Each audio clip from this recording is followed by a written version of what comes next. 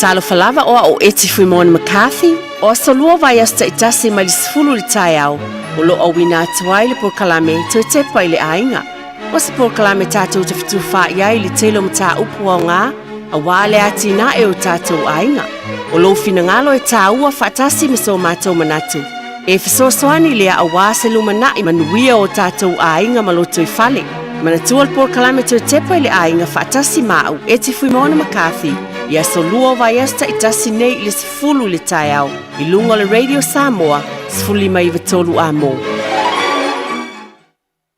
Ia, o te whaafeno i atu ma le honganga whaalolo tele lau fo i nei tai au fo e vi ia lava le alofo lo tātou ta mai le langi o na o ia lava lo whaapena na i tausia lo tau soifua ma lo uola ai fo i tue maua le nei awa no tāua le nei fo i asafo wa ia o mai mo oe mau o wala fo se whaapoponga tātou pukala masani o le tutepa le hainga.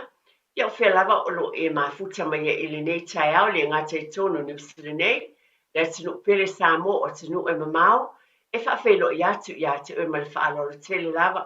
Iou pa ia Samoa, mai lava i maunga te tele se iou e maunga iti, o le o whainga luenga pa ia le atua e so se whatawhai tāulanga, o na matala ina le tala li lei, pena fo na whaafeloa i le mwhana whaangaloina o e o malolo manu malo au pensione whaafitai tele lama lo wa ai apea mai moli mawina lo tau langolango mtatou ngā lulue whaatasi a wā lava le whea wale atua.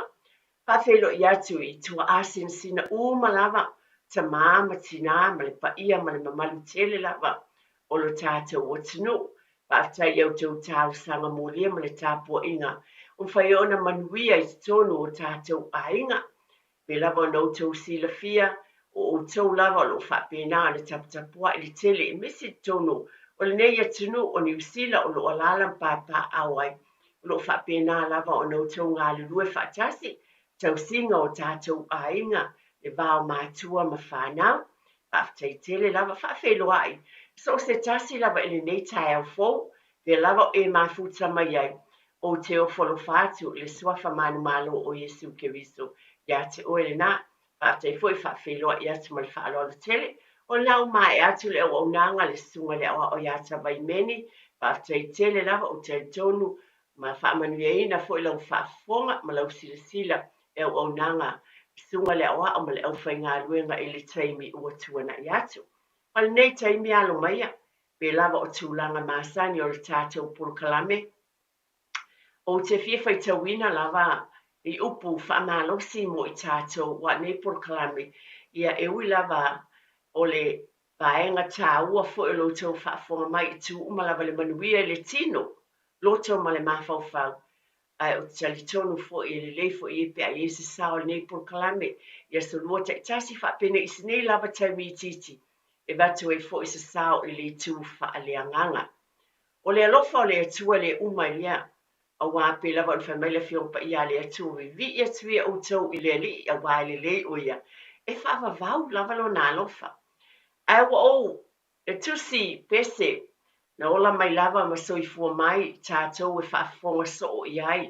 O tau rotoina le whanau, o se pese langi inai i tonu ainga i le tele o tapua inga i a fiafi.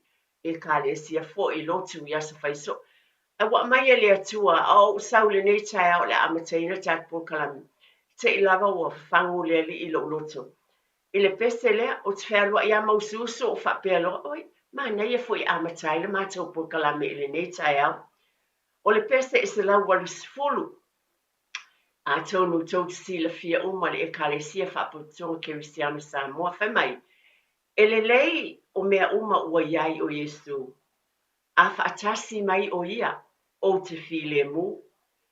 O so se ngā luenga e pule mai lo o matai. O te loto atu e whili mai. O le tali masani, bese e se sae, o se sifo, o tonga po o mātu.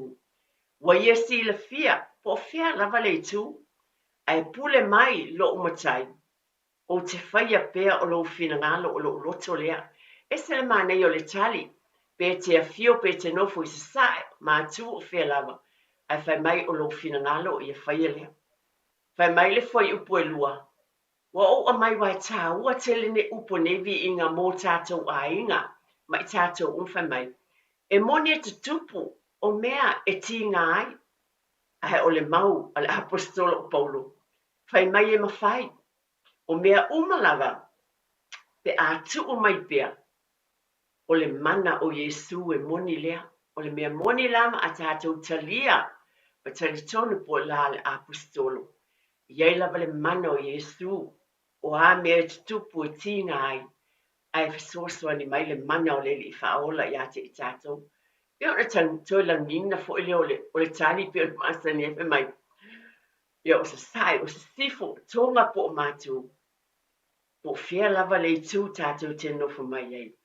E pule lava lo tātou matai. O le whai upu muli muli e se fo ile mātanga o fiefa mai.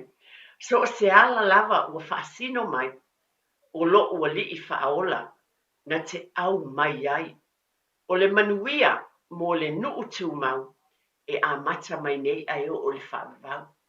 E ese mata ngō fio le nganga o le atua, na whapena ana tusina ai nei vi inga i tausanga i tele, ina ua atu le tala le lei i Samoa. O le lava wau ngā tūpulanga ua whailangi le fōlaunga anisi i tausanga i tele. Ai vivi i ai pēr wo o mai fo i tātou o ngā tūpulanga. O lo o tātou pepese e lava mwhapeani e le lei mea uma. O lo o iai Yesu. O le langona le nei tae au. E le lei ma manuia lo ainga. Ma o tātou ainga uma lava. O fea lava e te alalam papa o ai mātia e ai le manuia o lo ainga. O le mea moni lava.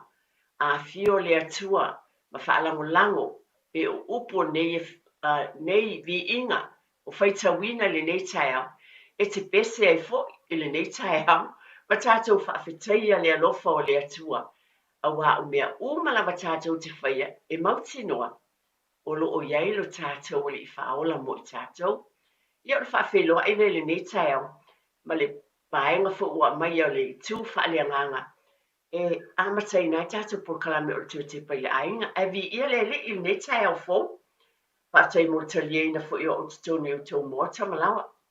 O le tulanga masani whaatai tele lava. Alofa lava tamama tina, ia o tu amata fo tātou ngā luenga a.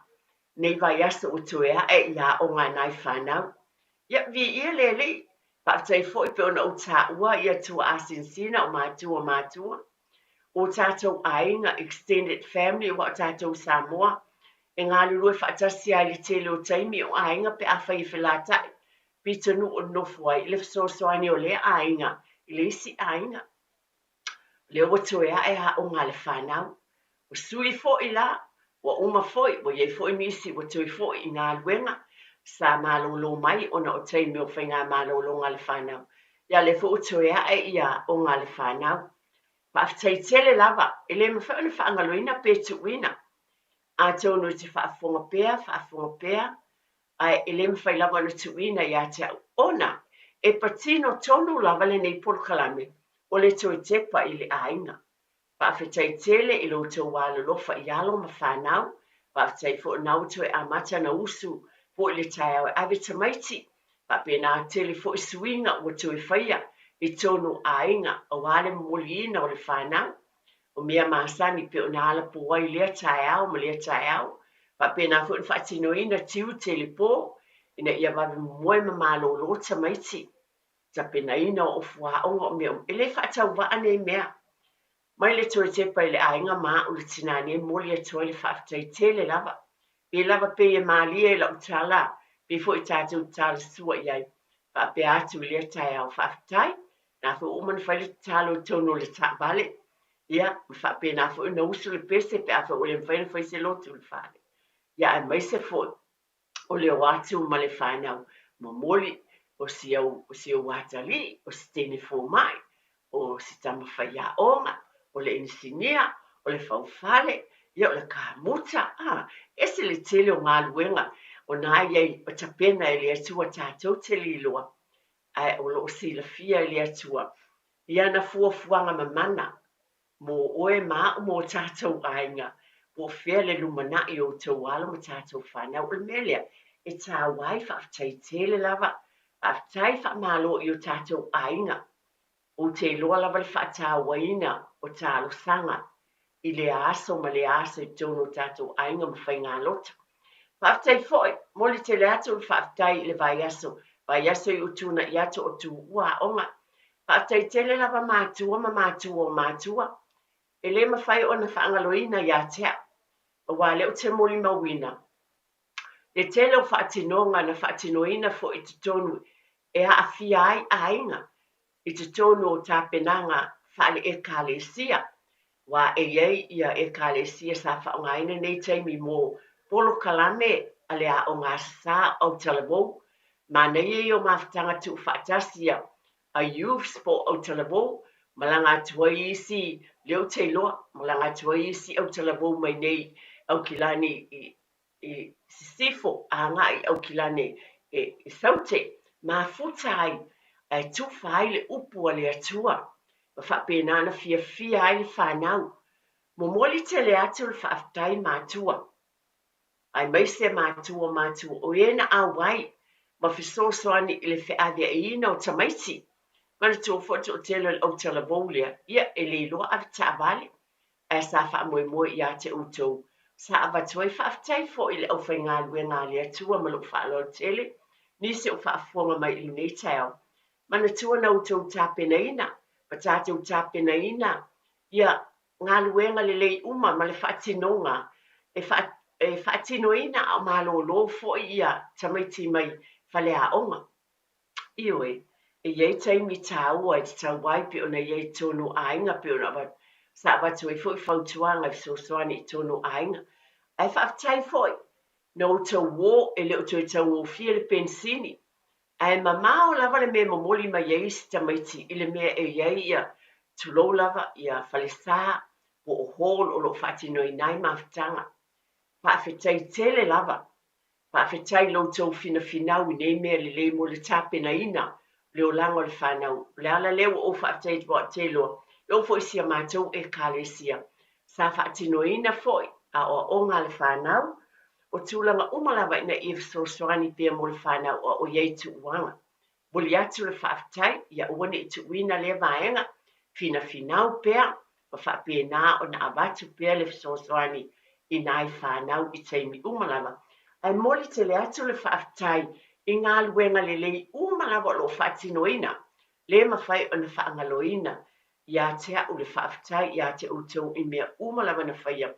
A wana sele tamaiti i upu na fola o mawhitanga fia i au talabou, pa penai o na mawhuta mwhitu whae, ia mawaili a nganga o tamaiti e a tina e ai, to tele nisi o mātitua e toi fo i l'universite nei vai aso, kolisi maua le lunga le au mātitua le au talabou, whaafitai a lesa tā pena nei por kalame, le taimi o whai ngā malolonga, le tono le tele o e kālesia, o le e momoli atu e fo le whaafitai le au whai ngā luenga, a le atua, e meise o whai a onga, mai la te umo tai o talabou, a wā o ainga lava ia na ngā lue whaatasi, mo le ati na e o le tū, whaalea nganga i te tonu o por kalame whaatatitia, i tonu e kālesia ke usiano, o lea vi i ai lea li.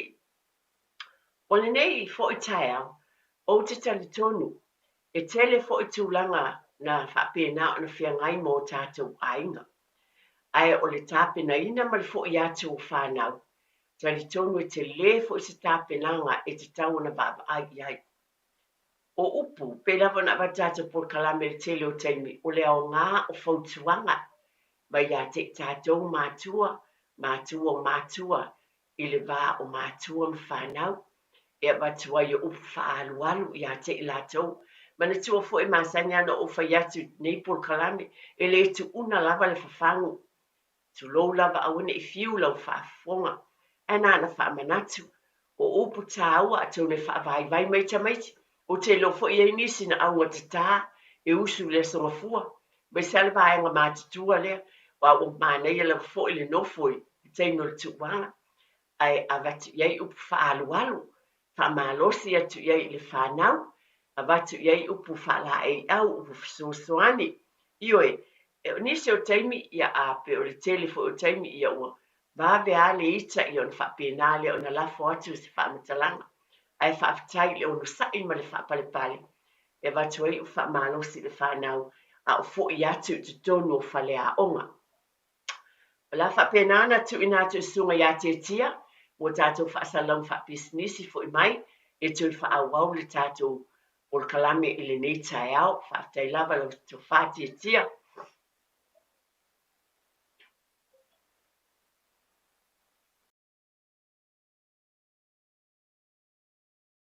Samoa with Qantas from June 16. Enjoy meals, drinks, in-flight entertainment and 30 kilos of checked baggage included in your Qantas fare. Plus, take 25% off base fares excluding taxes, fees and charges for children aged 11 and under. Whether you're reconnecting with loved ones or escaping for a tropical break, experience the Qantas difference on your family's next trip to Samoa. Terms and conditions apply. Talo falava o loo wingo o nei mai imisau training. O e mo o mia singalu winga i le customer service, hospitality, po le avea fo i ma leo leo, e mawhai ona fisosoani atu le imisau training. O loo iei la mātou au fisosoani e tai malango lango ina oe, ma a whai e te anga waa, e mawhai foi ona e a ongai au noa ma se tutongi. Asiasi mai i le imisautraining.co.nz pe vala au mai i le oval selau lua wha tolu walu. Lolo manai e amata i nei. Le Shine Dental, lau fale wha inifo wha moina. Lato te whaia fofa te alanoa ngō nifo, ia so lulu tai tasi. Tele e wala e me whai ona tutongi ai lau tong fitinga. A fio mai loa i le 5 Great South Road Manukau, bevili mai le 2 ono wha, lua fitu ono wha, mo le Shine Dental, e ia inga whapito. Au kilani wa esa uni. A fio mai loa le Harrison's NZ i o Tahohu, le fale ofu polenisia pito i sili o na tele ai la e moa li'i tamaita ai mawhanau. Mai ia e sui ai la e o oi mea lofa ma Sulvania e maua o ma ile no whangai tasi. A fio mai ma whailo mai le Harrison's 20 e to asia ai le 20% mai o loa ufa pa uina. I oe, ta o mai le Harrison's 20 ma surfe ai le 20%. Le Harrison's NZ i le 23 Hall Avenue o Tahogu e te le fiamasia.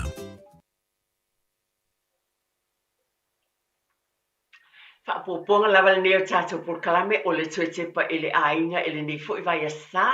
Me lava na o avatu e le mawhai lava o na mapu le tau longolongo ma le whawhangu ma le whaaloro tele lava i o tātou ainga i mātua o mātua ainga pe o na utou wa lalam papa au ai e le ngata i atunu o e mamao o Samoa e meise le fo le tātou o tunu ne New Zealand ma tūlanga o tuea e fo i a onga ma tūlanga whapena pe lava o nautou Fiafia. O whai ngā mālolonga pe o na whianga iai a le nei o tui fo i atu le whanau te tonu o whale a onga. O le tāua o lo tātou iai mō tamaiti. E whai pia lava le nei tāla ma whamana te pea. A tonu le nei taimi e o te manatua le ma whaina whaangaloina. Nisi o vaenga o le tātou o tunu o New Zealand e meise lava i Wellingtone. O leo wotau silsila ma o waaiwa e whaafafonga ma o whaalongo i le swinga o waiele tele o ainga o na o le tau. Ma le nei taimi ia ali ia lulosa tala manatua nei taimi e alofa tele atu nei por kalame i ainga umalama o atu langa o lo iai lo tau ainga o le fale o le alofa o le atua o te talitonu pe lava upu na avatu o le vi inga tātou te whaafatai lava i le atua o sa sae o se sifu o tonga po matu e iai lava le mana o kirisa o sosoani le whaingo fia ala winga sa whaamatalanga. O lo o tele a onga i le nei pitonu e le o whaatau nuina ni a o onga i le nei vai tau. Le amanatua le tātou te talo i a nei alo ma whanau o le mawhai o na fo i atu i a onga o na o tūlanga pe lava no sila fio whaaleanga ina foi no fuanga ma mea o lalam papa awai. E manatua le tātou talo i o tātou ainga. A le tala fo i mai le nei vaenga le pulkau te tepa le ainga. Ia maua fo i le kapale ma o no sae te tono o tātou ainga. Wa o te loa, teimi whainga tā e sui lo ainga e mai se lava nei ainga o iei tūlanga nei e tonu te le lava le swinga i le nei vai a sa. Lo tau pa ia ma le mamalu. E lava na abats fo i lava ia sa abats wais ma le whaalaro tele lava. Pai oela talatane i ai e mwhai o na fasoswani. Le fo i taimi o lea o to tele fo i ala ma whanau. O le mwhai o na o ia o tapuni ia onga. I le ngata la i le fasoswani i tu umalava. Wa lava mea mawhai ai i o la talatane i ai o tātou ainga. Tui tepa i le ainga. E i tu wane lava lo ainga ma lo fo i ainga o te manata fo. Pe ana whai o lo ainga le uo i ai fo i nei tūlanga. Pa le ngaina po uo ese mai mea no fwai o maota malawa. O ngā luenga, o le mwhai no watu ngā luenga, wha pēnā o wha le ngaina o taabale. Vai fo i nai whanau o le mawhai o na o ia onga. Nisi fo o ngā luenga matulanga umalawa. Nā tau sila fia. E ala na o tau mo whai wha matalatala. Ona o te tonu a inga ua whaina. Le ase mea tātou te mwhai na whaia. Tu lo lava. Mai se lava i nā ialo ma nai whanau o le mwhai fo na o ia onga. Wa e a onga. E ta pena e le atua ia te oe lava le nā. O le wha manatu o le tui tepa i le a inga. A whai o e la talatane i le nai tū. O le tātou o tinu. Wha mole mole, ma le wha alolo tele lava, ma le wha alo alo. O le winga lea ma le finangalo leo le atua mo i tātou umalava. Ai maise o tātou tangata anu Samoa. I le whatua o ia fo i le alofa na o tātou tangata anu Samoa. Ma a inga maalo ma whanau. Ai o le nei taimi o se taimi tau ai maise lava i nai tamaiti o le mawhai o na o i le aonga. O le fo i la e tau fo i na lava le onu sa i ma le wha pale. Tono o tātou ainga. O taimi whapene, e tupu mai e fo i vivesi i tono ainga, i le tau le pua malafo, a wā a whai ua le anga le whale, o whapena ana o ese matulanga whapena, e ieilu i tau ma whaafi tauri, e pe lava o na tātou i loa, pe lava le upo le vi inga na whai tauina, whai upulo na lua whai mai le whai upo le pese na whai tauina ne tai au. Mai e moni e te tupu o mea i tinga ai, a le maua le apostolo Paulo whai mai e mawhai, o mea umalava le alofa o Yesu. E whawhangua i o tau whina ngalo ma lo fo i loto, le ale awala e mwhai un tātou fisosoni ai. Mo e o la talatane i ama i tātou fo i mwhainti talo, o se tupe te lafoina mo se ainga o lo ainga o lo alalan papa awai, tu lo lava. Ai te pena e lea tu o la se awala. A whai o nai o tei o lo tono le nai tu, a tono la o le whai ngā luenga. Ia ai ma whai, e whangu o e lea tu o le mana o lea li. Bisosoani wha manatu i atu. Oi, ai manatu atu o tau. Dei fo i taimi, e mana ia fo i lo wha manatu atu sa o walu i se. Tasi o maliu ananafi. Ai sau le tama, stasi o tama, whai mai a te au eti. O le tala lava le al tama, wha mai whaafitai tele lava. O le tele o taimi, e whaalongolonga o te fo i lo ainga le pulkalame le whai le solua. O le tala tama le o tama Samoa. O au o stama, o lea ua la fitis fulo o tausang. O te o te alofa i whanau wala o whanau. A le tele o taimi, o lo u leo, wa o maasani lava i le o le tala le ato ina, o le tala moni lava. Mai wa o masani lava o te o te leo tele i tamaiti o le sila taimi i taimi o tuanai wa fefefe whanau ana whanau wa le mawhai o na watu le mele mana awai o na olona leo tele o lana tala o te leo whai atu nei o na whape o le pulkalame ni a le tala tamalia aina avatu le pulkalame i le tasi asa whamanatu tuai o le awala i te avatu wai pa mai le toa ina le ana nafi. O le taimi na sui ailo na leo i lana whanau o whanau. O le vave i o no mai o tamaiti e tali mai i a te ia. Le wingos whamatanga o le awala e avatu wai foi. O le aonga foi mo tātou malawa tu lava. O le fisosoani na avatu na mo i tātou malawa le upu le ale tama. Wa ngā fo le whamanatu at i a te ia. Wa mo ia lava ia. Pai mai ia wa ilo fo itina. Tātou wola mo mai Samoa, e mato il malo matua pe te fia pe te alu lava. Tala e moni fa maoni. Io ai so te sila fia fo i matato lo le awala fo I avatuai se tala I fa. Nei taimi a o yai tūlanga ia o lo o yai tūlanga whaafitali fia ngai ma ainga.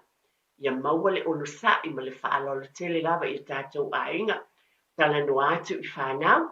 Ia o fo ia I tātou lo fo I mātitua le vao le tas. A wā I eilu I tau o fia ngai manai ainga ia wā whaina I matangi. Ma wha, no fo mai fo I whanau o leo leao. Fa pena fo I lama I tātou umalava lea. Ia tātou ainga. I tātou moa fo I whautau tailele. Tātou te avatuai u whaalualu. U fisoswani. U pe avatuai le whaalotu tele atu. E me se lau fo o tamaiti u tura atu ia onga. Ia, I tātou te ili fo lau whaafonga. Ai na watu lau wasi whaamanatu. Tātou te tutu whaatasi ma le whanau. Le taimi ua to e atu a onga. Ia whaapena na maua tamaiti le lotu Fiafia.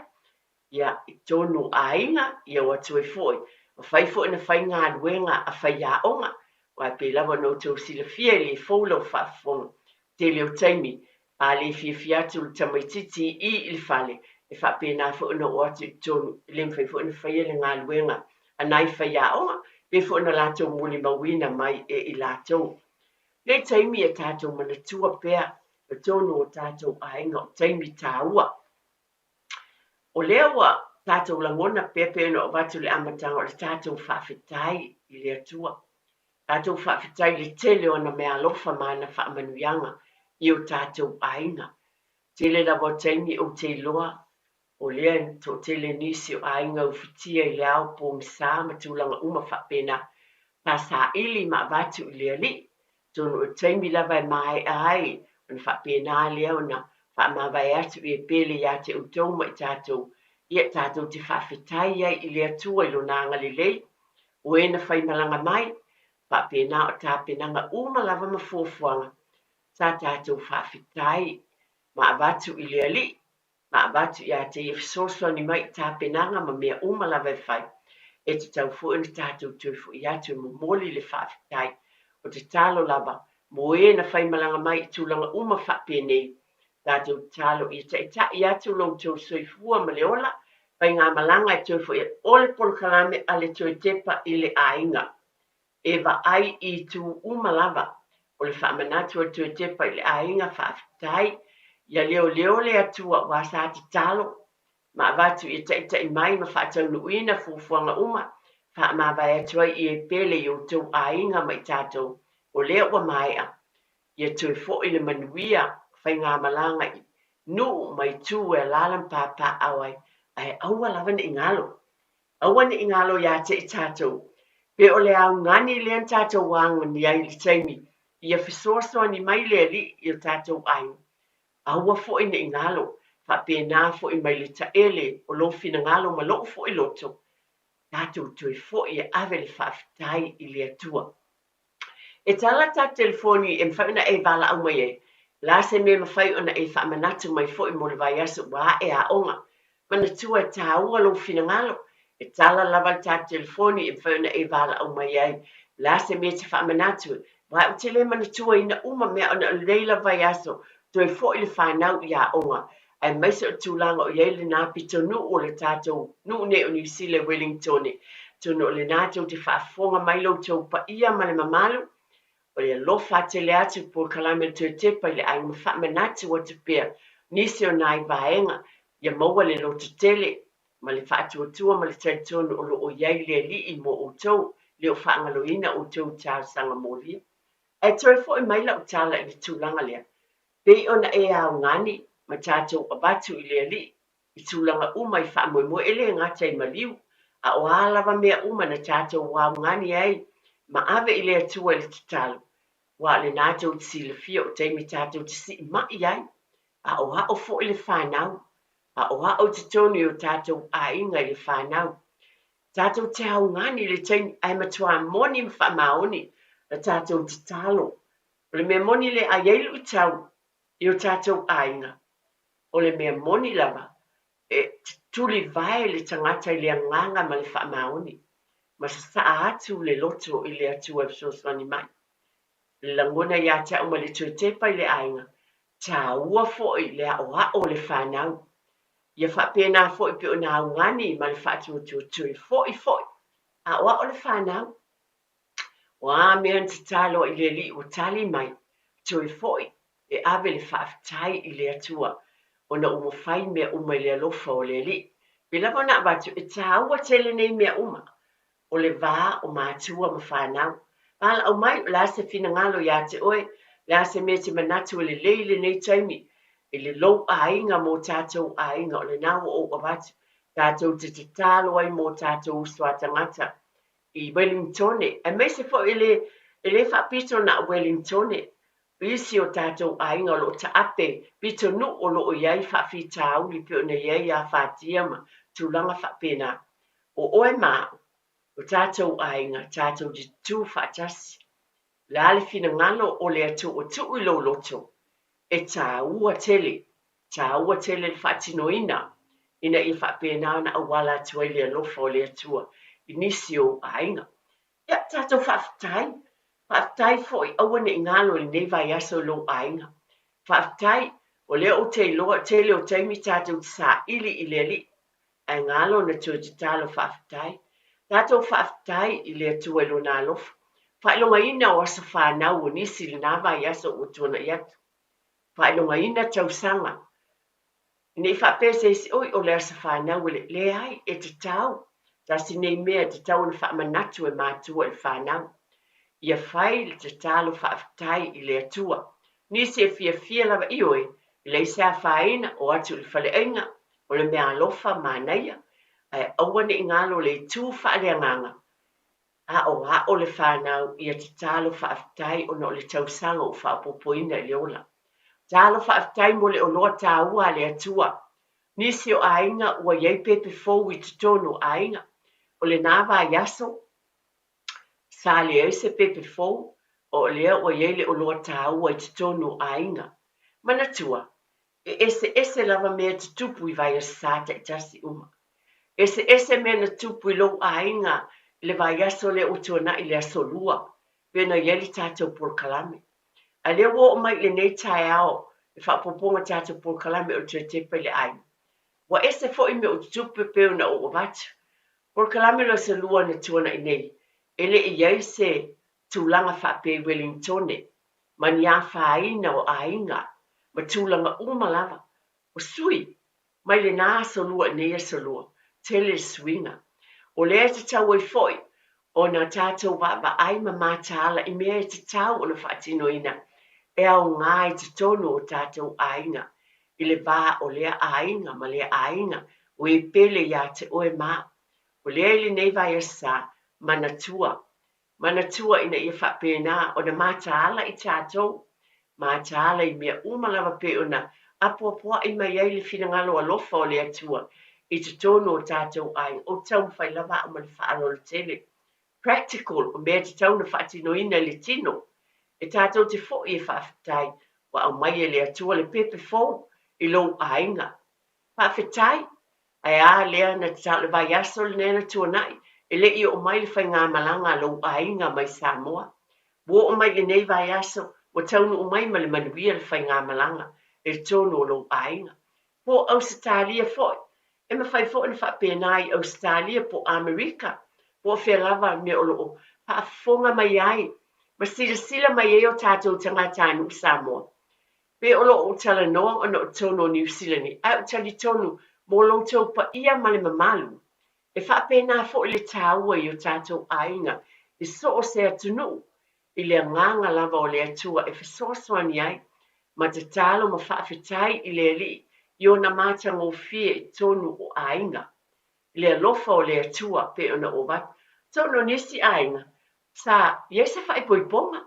Tasi nei mea, pe i le manatu ma wha e manatua. O le tuu whaatasia i whai poiponga le finangalo o le atua. Whaafitai wai tele tā penanga. Pe o na obat toi foi. A oa o le whanau toi foi. Ave le talo whaafitai. Pe fiulau whaafonga. Ai o te tātā longo pea ma lo whaaloalo. Ai sea, whaafetai, na mawhai na whaataunuuina le sauninga o le whaipoiponga i le alofo le mai le nā solua i le neia solua. I tele mea na tutupu e ona o avatu e ese mea na tupu le nā vai aso ese fo i le alofo le atua na whaatinoina. Ave le whaafitai a o hao tulou lava whaamanatu pe atau no le o whaafaa i le tai ao le nei ona o whaamanatu mo le o whaalolo tele lava. A o hao le whanau ia i loa na te talo whaafitai. I le whaapese i longo se mea te le o na te talo whaafitai le ai. A o hao le whanau ia i loa le whanau le whaafitai i aso uma. Whai wa iei le asa whanau whaafitai o le oloa tāu o mai tonu le ainga whaafitai. Taunu mai le malanga mai Samoa whaafitai. Wa taunu le whainga malanga i Samoa na malanga atu i New Zealand whaafitai. Po o whea lava le pito no. Pena iei se tawa le lava i asa o le wei le tawa le fōu. Iwe o mea iti whaapea. Awane i ngalo whaafetai i le ali o le alofa o le atua i tonu o lo ainga. O tele o taimi e pe le mawhau loto i aini se tulola malo whaala o le tele la wa soifua wa o wala mai le neia sa fōu pe o le mea masani lava wa o wala mai le taia o mawala uola pe ia o le nā a e tauna la ngona amu ia o e maa e te baba ai lava pe ona o avatu whaamanatu e te sila ma e baba ai atu le lalangi me o tupuai le tele o ainga. Wale aini mea nofu ai, tele o ainga o whasiutia o e pele ia te ilatou, tele o ainga o lo iei whaafi tauli. Ona e manatu ane lea ma o manatu fo e lo o ainga, i lea lofa o lea tua. O le tau e pen wha manatu o tatou e whaafitai, o a mea iti i lese ilongo o mea te tele.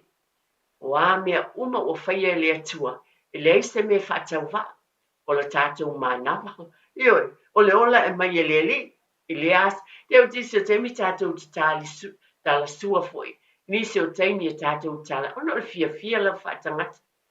Aia e wala mai le tai au, tulou, o lo maua le manuia mai le atua e te tau lava, awane i ngalo. O la ngona atu te pali ainga le nei tau, o le whaamanatu, tu e a o ngā nai whanau, i maua le loto tele mātua, whaafitai le ngā luenga whaiwhai pēr, whaamanatu pēr pe la fōna avatu, e o atu tamaiti le whale a onga. O atu tamaiti le whale a onga a mata, pe whapeo i nā whatua a matai, po le a onga fo le a onga sa le sunga le whawhia ngainga ma le whale tua, po o tai o e ka le sia, tausi mata ngā luenga le whale tua, la tau umaya o ina le whanau le upua le atua. Ai o le mea moni lava, i te tonu lava o tātou ainga. Ta mama tina ma mātua, o i tātou lava o whaia onga mua. O te whaamanatu pēr, ma o whaamanatu pēr. O oe lava mā, a o hao pēr le whanau, o le matau i le atua, o le amatanga le o le poto, o le mea moni lava lea. Mai e tau longo pēr nei por kalame, i o tātou ainga, e avatu ai pēr ma le whaalolo tele lava o nei vai aso, tono New Zealand nei, a mai se Wellington, te lea swinga o iai pēr, na tele tamaiti le o a onga, ai te talo i a lofa le atua i o tau ainga, anga le o tātou fo o le ale awala. O ina fo e whaatati anga le leile nā mō tātou ainga. E sila fo i o tau wala ma tātou whanau i mea o lo whaatinoina. E meise o le avatu tūtalinga i tātou o mātua i o tau wala ma lau whanau o mātutua. Wai fo i a lātou whanau. O mwhaina lātou whaatinoina ia mea lia o te tau mwhaila wā o lo whaalolo tele. O le tatalo moisi, o le anga le atu po le tupe, po le ale soasoani, e mawhai e le atua mea uma. A oe maa umo tātou ainga, o le talo lava, tu e fo i nai whanau mo le fiafia whaafitai, i ei nai tamaiti, nai tama matene o te loa, e o mai Samoa, po nisi o tinu, e nofo a onga i la loi, i a onga universite, nisi fo i nofo i nei au kilani, e o le universite au kilani, o le loi Dunedin, tātou wā lofa, o te tonu e se fo te le iei fo nisi e kālesia, e lango sua i alo ma whanau, e o mai e o i universite, whaafitai tele lava, iai o lo te moli mawina o nisi o ala mawhanau whai mai mātou ua le lote o le sā ia uma wanga le lei mai le sunga le whaiwhi au mātou o atu mātou to ona I ma le whaiwhi au ioi whaaftei tele lava ai whapena fo ia te tātou I lo ainga ma lo ainga a whai ese a wale mwhai ona e fsoswani ane ai se alo po se tama whanau o tātou o tunu o lo o au mau te tono New Zealand nei ia onga e le ngata le universite a po whea lava o le ainga le nā o le ainga le nā tātou te alo lofa I so se tase wa le ainga le o le atua o le whanau o le atua o te langona le nei tae o nā le whamanatu lava o na o le pōkalame o te tepe le ainga o te talaina whai te to o whale a onga o lea e tā wai o fo inai whanau la iti le a onga amata e se le māneia tele lava o tātou wa onga amata e se le māne o te alu istasio a onga amata o lo Fiafia o tamaiti pe pese I vi inga o le atua tau tala le ngangana Samoa pa pe lava na vatu pe ma le whaalo alu o I tātou lava mātua le tau tala le alofa o le whaalo alu e meise o le nganga pa ia o le atua o fatu le lei e te tonu o tātou ainga ia manatua foi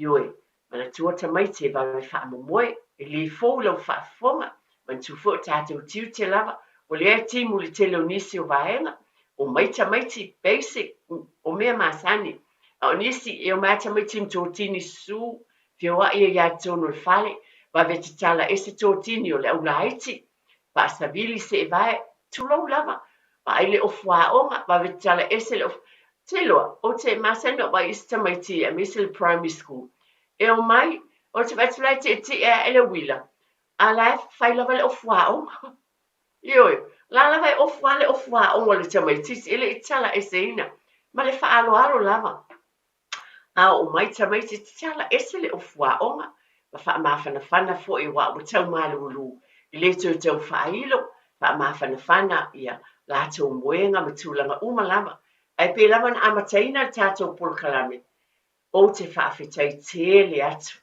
mai le taele o loto polokalame te tepe le ainga I le uma lava o lau lava lea ngā luenga ma lo whaalo le tele e whaamalia tuai a whai e pā o papa I lau whaafonga se tala me le tina pe o te tala no so I nei vaenga o na e tāua o le nā e youtou a ao mo tātou lima le manuia o tātou ainga I tū umalava ai meise lava o le soifua o ina o le whanau ia o onga wa lea o tū te talaina whai te toa o nisi o a onga ai pita iane pe ona iai pe ona o avatu a onga I Wellingtone o nā ua iai nisi o whale a onga o lo tapunina tātou talo po le nei taimi ona o tātou lava o ainga tau tātou talo mo nai pule nuu o pito nuu uma o te vai atu pa pēnana whaatala noa mai tātou talo I eile alofa o le atua I silafia I lātou fufuanga uma lava o le manuia o ainga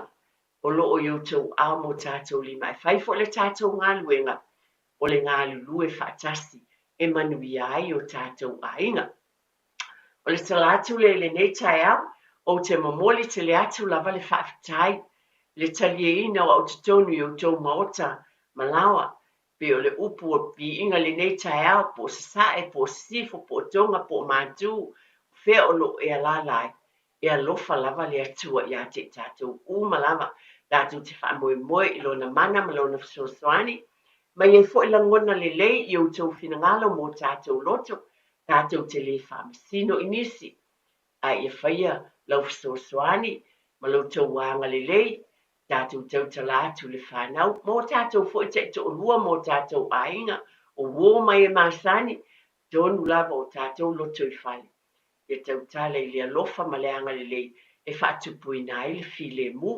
whaatai tele lava mo le tali e ina o te tonu I tau mauta malawa e talo lava pe o whai atu vai a sate I tasi a whai lava e eise ainga tasi o iai se sosoani nei tae au nei pōkala whaatai I atu pe no batu tama lea ana nafi e na sau whai mai o io sama o masani a ia I le leo tele ai whai mai a ia o na pele o sosola ai na grandchildren o le Fiafia I a te ia ai wa vea le sui lona leo, wala talata atu ai, ia lana whanau ana whanau ia te ia. O langona ma le whaaloalo tele lau, ai ai se a inga tasi, e au ngā ia ni nei por kalame ili nei tai au, ia vi ia lava le li, e tu watu i o tau au tafa, na ia whapena o na ase whautuanga lava ma le whaaloalo tele, i ele file mu o le atua i tutono tau mota malawa, ia o le talatu le nei tai au, ia whapena o na angale le atua le tātou o tunu pele o Samoa, ue o whaafonga, ia masirisila mai foi, i se pa ia ma le mamalo o le tātou o tunu ia tunu mamao, pia lava o lo o lalam pāpā awai, i whaamanuia le atua i o tau ainga, ia manatua o le atua o le tamaa ia o ainga o malama. Ia soifua ia ma ia manuia.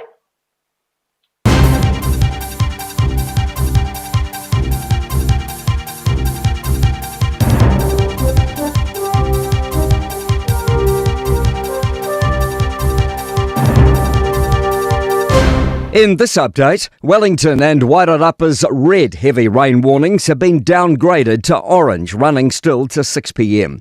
Many Wellingtonians remain out of their homes still, though, following yesterday's major flooding. State Highway 2 is closed over the Remotaka Hill due to a washed-out bridge. Many schools and facilities are still closed, and a Karori man remains unaccounted for. Tobias McIntosh is at one evacuation point, Koronui Marae in Lower Hutt. Volunteers have told me it was a heavily emotional night seeing kids and families come ask for help. 3 people sheltered overnight after their homes suffered severe damage. The marae tells me it's been special to see the community band together to help in any way possible, despite many struggling themselves. Further south, State Highway 73 at Porters Pass has reopened after being closed due to heavy snow and ice and a truck that got caught in the snow. The truck's been shifted off the road, but motorists are being urged to take extra care. In breaking news, inflation has remained unchanged in the March quarter. Latest Stats NZ data shows the Consumers Price Index increased 3.1% in the year to March, following a 3.1% increase in the year to December. Here's business reporter Michael Sergel. The Reserve Bank had expected inflation would come in at 3%, the very top end of its 1 to 3% target range. Economists' forecasts ranged from 2.8 to 3.1. Our surging fuel prices are expected to cause a sharp spike in inflation in the current June quarter. National MPs appear to be backing Chris Luxon's leadership as they arrive in Parliament for their weekly caucus meeting. Luxon's told News Talk ZB party leaks to media could be coming from 5 disgruntled MPs, who News Talk ZB understands are Joseph Mooney, Andrew Bailey, Sam Uffindell, Barbara Kuriger and Tim van der Molen. Van der Molen had this to say heading into the meeting. I am always raising concerns for my constituents as part of my role as MP for Waikato. Prime Minister does have my support. And Party Whip Stuart Smith says he's not attending today's meeting due to a long-standing personal appointment, but denies contacting Luxon for a meeting and insists that Luxon has his full support. That's news. In sport, Wolverhampton's 8th season run in football's Premier League is over. Their relegation has been confirmed after West Ham earned a point in a goalless draw at Crystal Palace. West Ham now sit 2 points clear of the remaining relegation zone, currently occupied by Tottenham on 31 and Burnley on 20.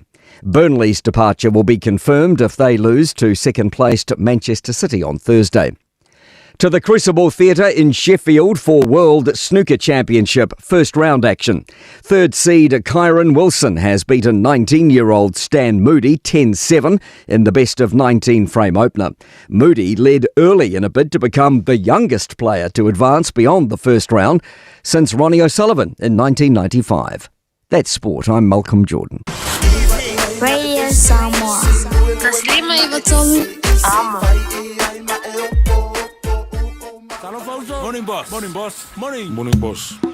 Chief. Hey, g'day, boss. What can I say? Morning, doctor. How is morning, eh? How's your morning? Hola, boss. Hello, man. How are you, Coro? Morning. Boys, make sure you're kind to each other. Enjoy your day. And if you have any problems, don't hesitate to talk to me. And no more aikai lafo, okay? Okay? I'ma taste it till sanga on the tattoo I've only. Talo si o nga luenga ma se si ne ilove. Fai mal fai te nga lue mal fa auto. Talo no fa ta si mai manu ya me uma. I fight with my passing it to my mata. Ava ai tu posi fi e money me yo mata. I want if I mango kolo kila lol tai mi sa ope over my low pay ai le bali o lo mana o. Tikile uso pe ane ai sana lifi. Fau tu ya anko pe afi sifi. Ia eli ma foa I laulani si. Ma o tu fa Samoa ale au ingilisi. Let's go. Ta fai fa malo. Fa malo lo si. Topili nei aso. Au mal fa ai ito Sofia. Ia moa ile nei ngaluna sana vi inga. Tato. Ta fai fa malo. Fa malo lo si. Topili nei aso. Au mal fa ai ito Sofia. Manava Fiafia Mai Aure fusia I le maso la falongo O le malo si e le ai se fai loto Fa malo si tai tali si moko Fa lo I le ia posa e sa uta oto Aua Utu si pasi e sa ili e langa luenga O longa lue fui ai lo tutongi Sa ili pole so singa luenga Ele ole tu se pasia ole tango tu fa maoni Tatele to pole ni ta tu se pasi Tu sa penu tili ta fa palani Ata fa maoni atu le tu no ti me fe au masani Ete ea ete tu e tangi E umane ua yeser tu masati ni le ami E manu ye na lo nei e toi malu ye le langi Tato, tau fai fa malo lo si Topili nei aso Au al fa ai ito Sofia Owa ile nei ngalunga sana vi inga Tato, tau fai fa malo lo si Topili nei aso Au al fa ai ito Sofia Manava Fiafia Yo, la mai ano A fai ua yo a ono tutongi Sele ilonga lui male fa maoni Fa te alau tau langa Ona fai leo fuafuanga Ma mana tua Samoa I lau fa somo Se fa mamoli Fai lau singa masani male oli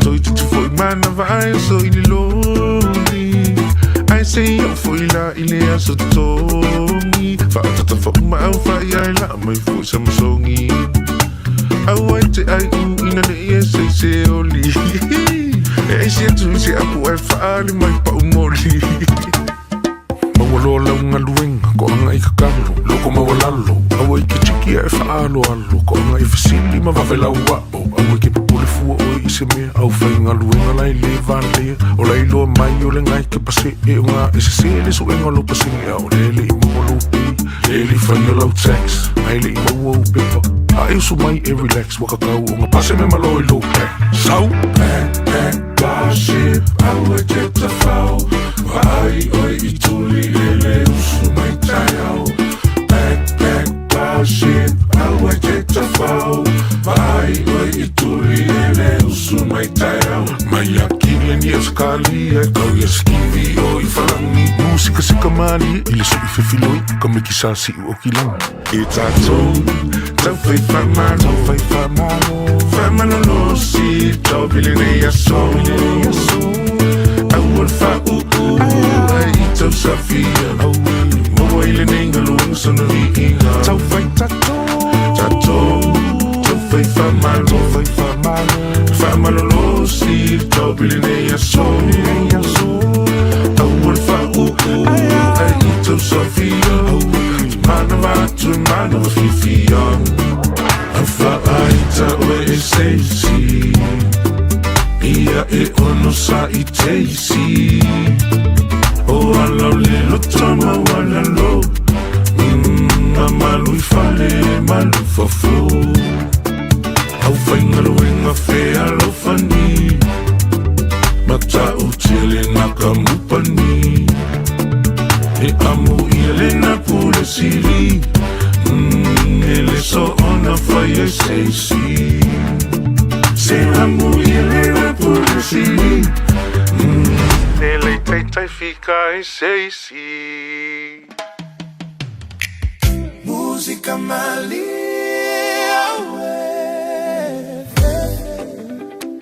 Mana e siva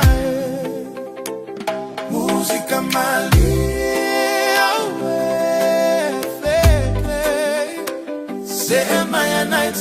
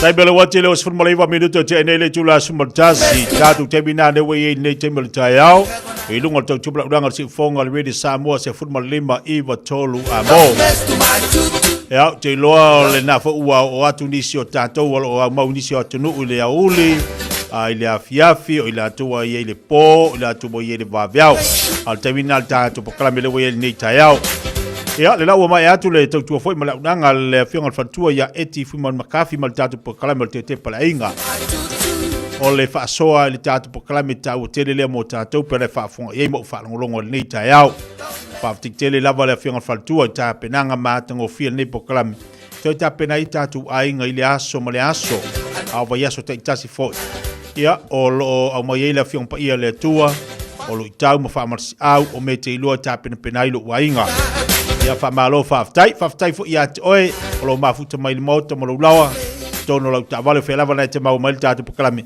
ia tali ino le nei fo tau tua ma nei pokalame taua leva tau sanga o tau tua le afionga fa tua ia eti ma le nei fo pokalame taua to te pelo ainga e nei fausia se ainga manuia fausia se ainga le lei fausia se ainga fiafia ma se ainga falfan e tono lo loto i fale ia o te mamal tina fa pel fanau ia ole taua na tatu pokala pe na fa fonga tatu watu nei tayao va ia tu le nei tayao i winga le tau matongo fiolo so mele la le lo fa malanga le lei o tatu tu ia ti tatu le nei aso fo mai fo le nei aso fa popo ia so to se fuma so mato wola lo ia pe tatu le nei vai temi ia le tatu ia o tatu falango ina le tau malulu Io wa ia swing o fa longo le tau wa mata o tau ma ini mai le sau de malulu tono le ia tru ia ele ma fa ia tatu fa vai vai ai le angan tatu o mai nei ia o tatu sa ini na manuia malulu uso ba fanfana uso timonga uso la atile na uso swing o tau mo tatu uso fia wa malo atu fafta ya tu le sunga ya tawai meri fa pe fo tatu pokala men malu tayao ke vola finga fatua na tasha va lua mo tu no tatu atu pokala mfanga solo le tatu wa solua la solua se fu maltasi ne ri masina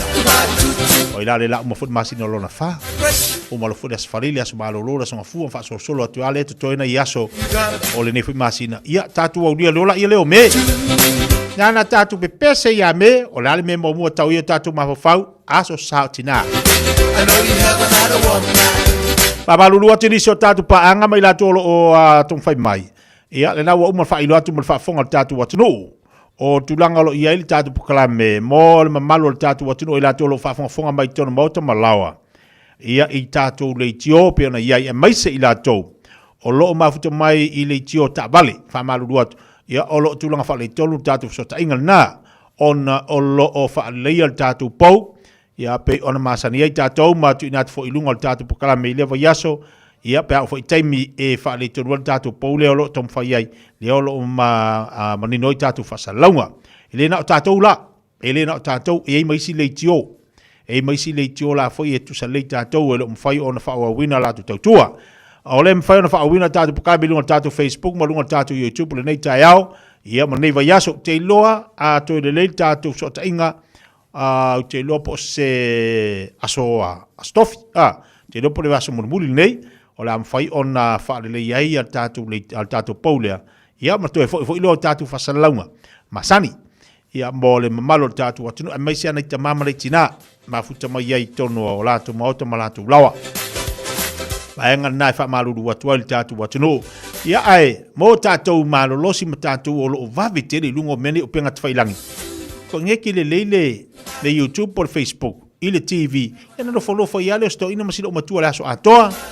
No fo no fo ai fa longo mata o le tawor na. Tawor fa longo male mata. Tawor fa longo male mata. Ia bomoli atu ai fo ile ona ia fa modianga mo ila tol. Ai mana ia le ko ngeki fu ile wa o temi na ile tio la vo temi ia e sa o le ia au anga fa le kong ia e ka ia le o ma e ka unga i ma fu ie ma a lu la au sa wale ia wo le power ia a mo se la o se ainga le va e le ang to fo ile tatu ne vo temi Pai te milani, o leu tātou lunga o penga te whailangi. Whai ngō fia lunga Facebook, ma lunga le YouTube. Ngālo walo e lunga, ka hale Radio Samoa, ia te moa i tātou whasalaunga. Ngai ki rola ia le TV, e vai lei pe ia lai sa ua ka TV. Ia ona, mo lolo tātou whasalaunga pe ona iai. Leisi vai anga tau mo tātou whio i tāmale. I mawhai ona i tango e download tātou app le Radio Samoa. Ia Bluetooth le tono lau le lau lau tāwale. Ia mangai nga e whelorua ia le mai whalongolongo i tātou pokalame me tātou musika whanga solo pe ona winatu lungo le tātou tautua. Ai no nei vanga na tātou sia le vaso nei e mai e whale tonu lea mai whale o le tātou pau. Luas furu 5 minuto tia dele tula sumaltasi to e wolo fatu nei tamam tina matu e mauta malawa. Malor se fumonia malo fu lang mama. Ate mo tapo inga le aso mal no talo. Sa ili manuia ili li a wale manuia ona o tātou whanau whiangai maonga maise lolo tātou watunu. Whawhaila atu fo ilea nei tamā, ia o ila tolo mafuta mai tono mota ngasa ngasi. La tolo mafuta mai mota tangata mātutua, ele mwhailawan tu ua utou. Ia o la utou whaiva o Fiafia tāpua. Au whengaluenga tofi le tua, whatalo whatu po kalame ia te utou, whelawal to vine nai tingalue ai. Whawhili atu pel po kalame ia te utou umalawa ni tai au. Tunga whawhengainga malolo manu malo, ia utou whaiva fo i o whapenao na ngā rue ai. So soni ai inisi o tovine, ia whatalo whatu tātou po kalame nei tai au. Malolo tātou atunu o lo mafuta male nei teimi o le tai au. Malo lava ngā lue malo fut wha malolo si malolo sai, tātou iai le nei aso lua le nei. Ia, tani mai watu nisi o tātou whawiwhianga, wal tau tuaino le tātou atunu. Oi mata a paula. Mai al tātou whawiwhianga le se mai lea whawhile ati nisi o tātou wampaanga. Lunga Facebook mo lunga tātou YouTube nei tai au. Fai mani wau whaiva.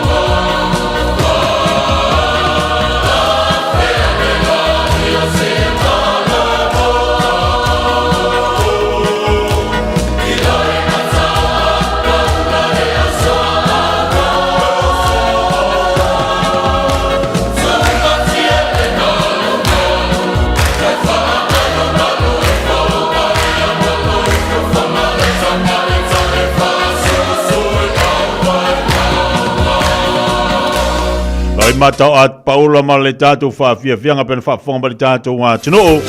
Ea se o whaatalofa tu lava i tātou ainga ma tātou paanga i lungo tātou Facebook. Selina te ausi whaatalofa tu le nei tai au, maalo lava le mafuta mai ia fo i malo. Fuanga whaatalofa tu le tātou pokalame, le me whaatasi atu, mafuta atu i nei i le super tired i nei vaiteli. O malo whaatele mafuta mai.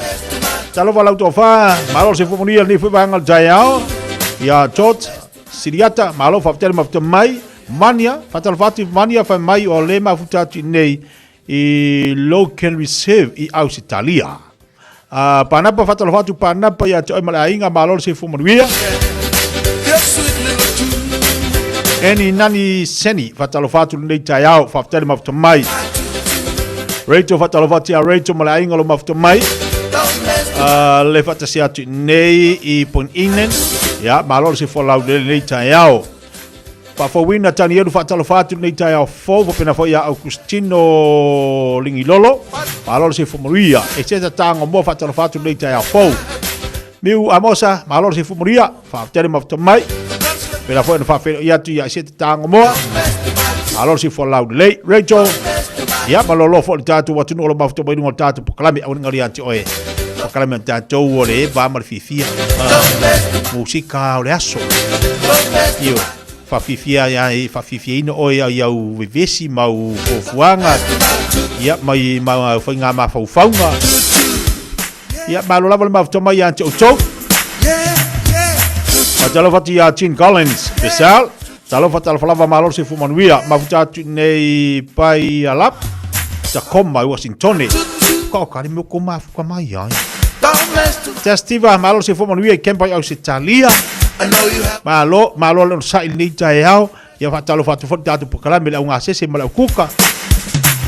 La tolo whengai ma le ngā senga o tau maftanga le tai au. Matalawhatu le whengai leo to piwa whapia fui whaltu i atise ma le tatu unanga ma le tatu wharenga. I nai loa hat. Malo se fumanuia. Pāwhina foi le au nanga ma le tautua le tatu tui Samoa Manhattan. Ia pe fo tatu tui Samoa Bakery nai Avondale. Le whenga Samoa ma le whaltu i Alice ma le whenga luenga. Tele tatu wharenga SS. Tele ia. Oi la tau ne ye pe tale wha ua usu. E usu e whaide whalaoa. Ia e usu e whai ia le chimen pan. E whaide pangi popo. E whaide pai. Ia e whaide keke puaa. O mea iu manga usu la tau e whai. E o le pulingi. Mo le malua le tai au. Kamalanga ua umalora munga fore lei. Whai rola ia le mo le tau maftanga leuri. E le kale. E le mamoi. O le kalo kau. O le whalifufa. O le whalifukalu. O le sapasui. O le kale mamoi. E kera kwa la ia le whai o mawhau. O le urupua. Ai vai le whai ngai sainga le urupua ar kai miringi. Ka o kai se makaukia. O le kaonga le wakao e sainga le urupua. Tore. Ka kera ko whanga le wa le aingi me whanga le pingi le awhiri kaunga. Pingi ala whau urupua.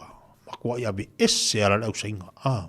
Ai ko koe anga ngai whasi mea. Ake lora kawal kamanga. Luas furkala. Ai le se urupua a koa. E le se urupua a koa. Momole afa urupua. Pole fasi urupua e le afa.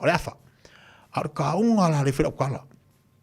E iaisi a foi. E isi i whale ainga. Usa ua vae lua. Koe vae lua. Usa ua waka urupua. Usa ua kasi vae wha urupua. Almera wei. Aluminga lau kala. Ore taonga. Ore kaonga foi ilo urupua. Sole. Ke vaila i. Ore manga ia le olololo. Ma le pa ngungu. Oka kuso ingaenga ke. Ake ai akalu ngira fa ka mula ka rupu alu se furkala. Ole aikia lai fai. Wau kiri i se aka kai pe ka ke pu ai pe ka kiri fi. Ai ya we. Aba ko le fa ka si mangi fo lo pu. Wow, la fa pu. Ia. E va ku saka. Ki kango saka. Saka ia vela le ya. Avi isi le nga'o fu ini. Te poko kango le kura lo ngau me kao ai. Avi isi le wo le sele lo lolo. Ia o la lolo la koko i wala val ngafas lolo makai. Avi isi dia saka ia vela. Saka ia vela ka kurua. Ia vai le manga i orpua pe asaka ngara usai. O le ala ka koko kaunka e fa kaua langa la tatu te fia ai. Es ko mumu, kau ke ko oi ko mumu. E ko mumu ai fa kau. Fa kau ai ka ko wongi le fa o ka ko kakasama. O ka se ka ko mumu ngake kene. Ile ngaka ko mumu ai ko on Facebook. Ia on sa ia. Ka ko va di ka un ka se fuanga. Ai fi e pua fa kau la o pua. Fa kau la o pua nga mai la ile tino no fa la ia le matau sam.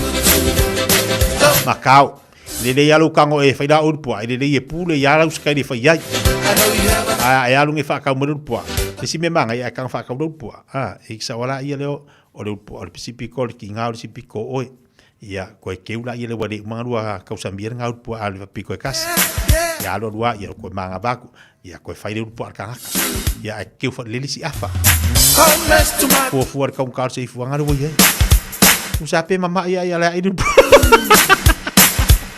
I know you haven't had a woman, but mess to my tutu. It's our I had a shout come back in Facebook. Over Casiale, le Aoka, o le Fasipoema Sima, o le Moa, ia o le Faspua, Macamalo. Ia, le Waifa Casiale nguma le Marco Molunga. Le Wofa Casiale nguma Marco Molunga. Lua su family te chala le chula smalua. La ubo fu la solu e ma ru fa man los ko anga finga lu ngam su ku pe ka usika mai la ku fa pe nga mai e abo le usu mata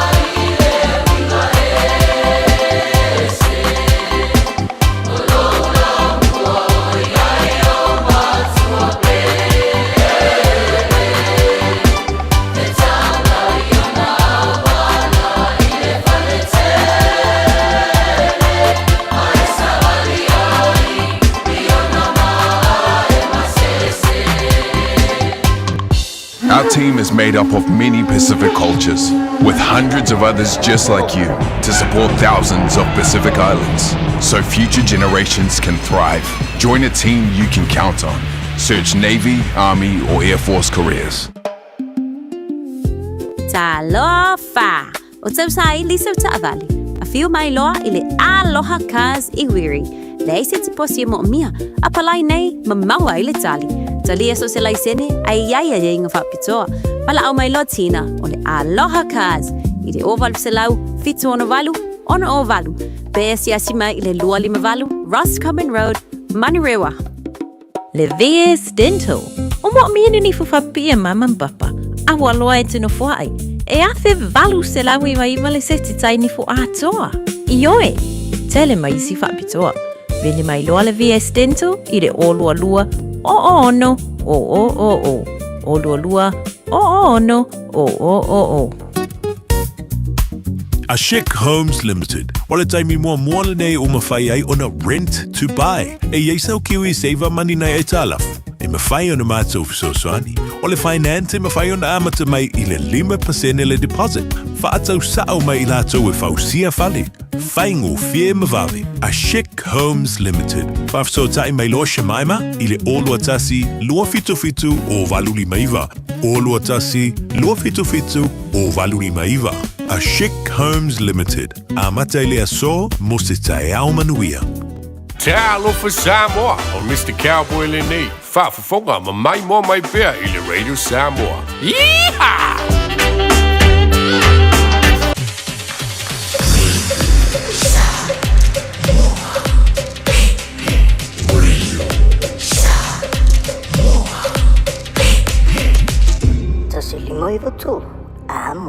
Ua mawhai o na aura tula polo kalame le leimo o i aso taitasi o na o le langolango malo si le whale maliu a se alo le aturuu o ese tātupu Funeral Directors i Manukau City. O kalame le leimo oe, tā no whalaka. Tu se e peru e se furu male tōru o lona whaiupu e se furu male rua. O lea, na pupu ngā tia Yesu i tua o le whai te toa o le aai. Ina ia whaapa ia ina ai e ia. Le nuu i lona lava toto. I le whenga inga tuai.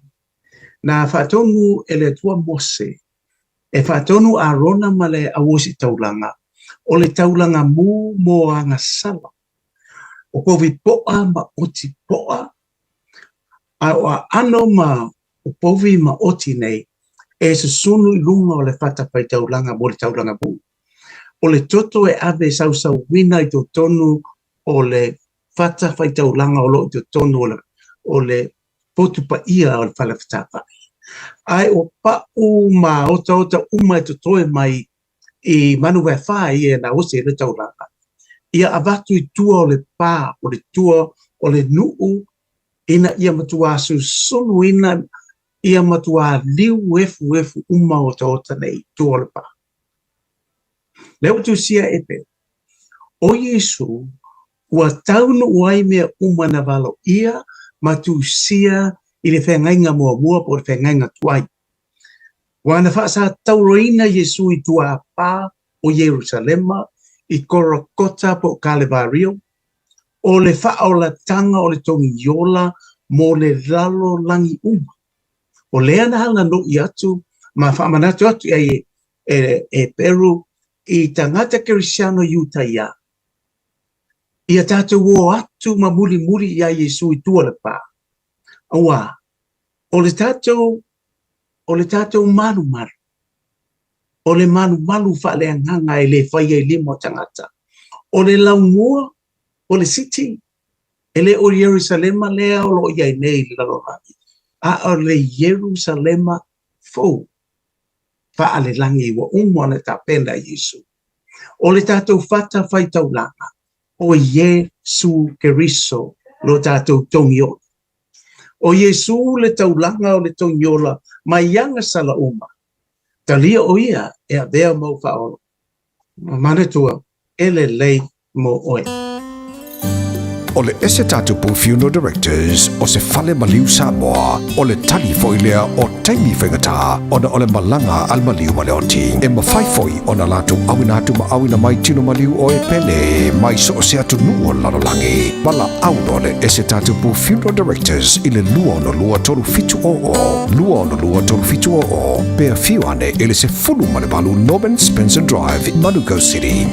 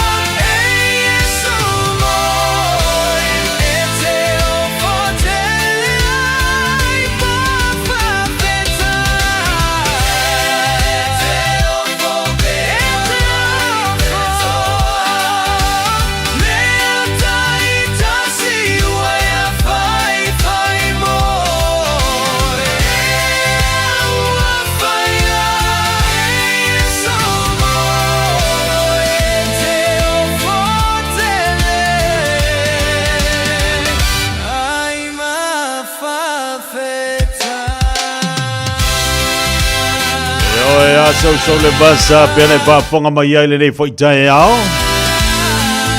Ya le tatu pakla le mo oi pena tatu ile foi ya so lua se fa mo se au fa le nganga mo tantou.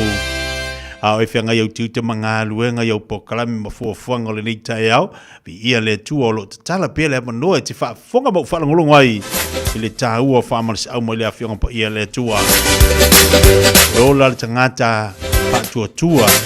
E ola le tangata mio tonu. Sa vali tangata mio tonu le awhionga pa ia le tua. Tangata mio tonu i te tau fui on sa vali le whaatua tua. Tāua i o le upo le tua mo tātou pe na ile leita iau. Ia o a fui me tutupu ni yaso o le hasi si me te pole o le ua mai le whaamarisa au mo tātou. Tātou ma avita vale, tau tuana ma o tōni sānga le mūrunga le tele, a ua ni wha nātina tia le alo lo sā. Ta si le mea e masani e tele vawe i tele le alo le pingsingi. O le kalanga i singi ia. Rola winga, a ua te popoli. I le mea nati, fai maali e.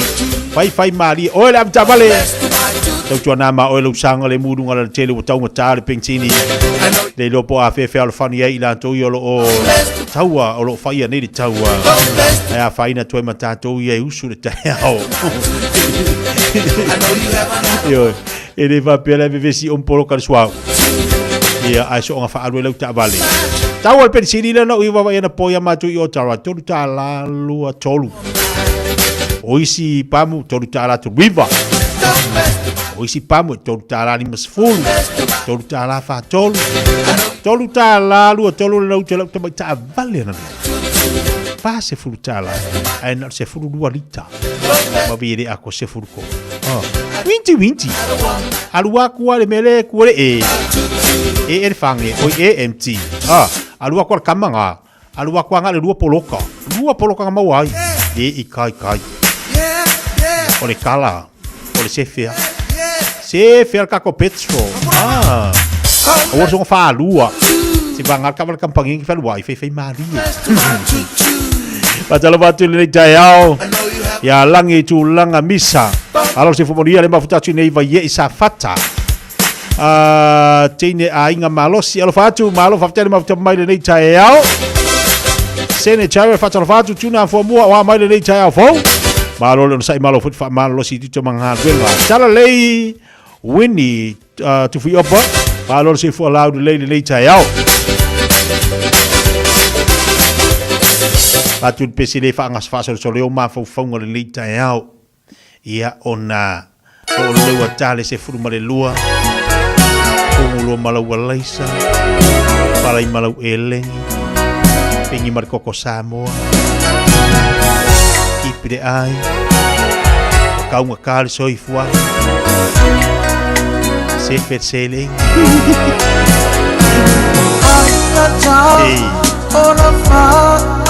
moeloa koi moea Patalo batu ai sa pe samino. E se volo se alusi mani ave lori o malava. Te mena fatu le sa utala le fainga o la pisia tato o ka.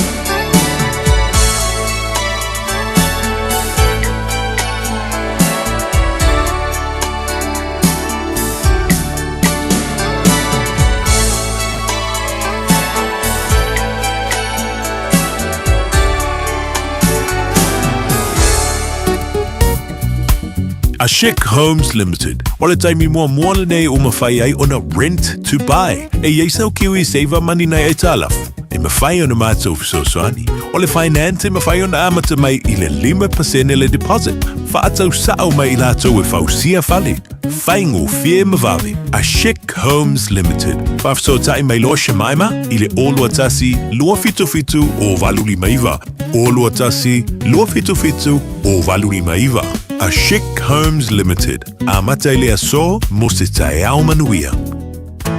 O se tala Fiafia nei Samoa, wei nei se tautua ma se unanga family noto mai le company o le City Car watu si tasi dua lua Lincoln Road Henderson te maua iai le tele o tawa la poa band e o foi tatu tawa le laiti tania foi la tau whaale tonu tongi e talafo mo le tatu cashback a mantatu lima se lausi aga iatu le lima afe tala fe so te mai urungia Peter Pernanto le numera o lua tasi o walewalu fitu lua pe a manaumia se tawa le fau molo ainga i le tau malulu City Car done and said. Talo falava, o nei le nei mai le imisau training. A whai e te whia o au i to mai whai kofe, whai loa i matanga ta whau, ma whau sia lolo to tele e a matai se ngā luenga whau i se whale kofe, po se whale ainga, les tala nei loa i la mātou Food and Beverage Skills course, le e a mata i le masina o me. E se fulu lima vai aso le umi, ma a whai e te anga waa e le ai se tutongi. Mātou te mālama e whainga tale toi fo i a o a onga, a o emisau o se a onga e pēlawa o se a inga, ma o loo iai whai a onga e lango ina o i taimi uma.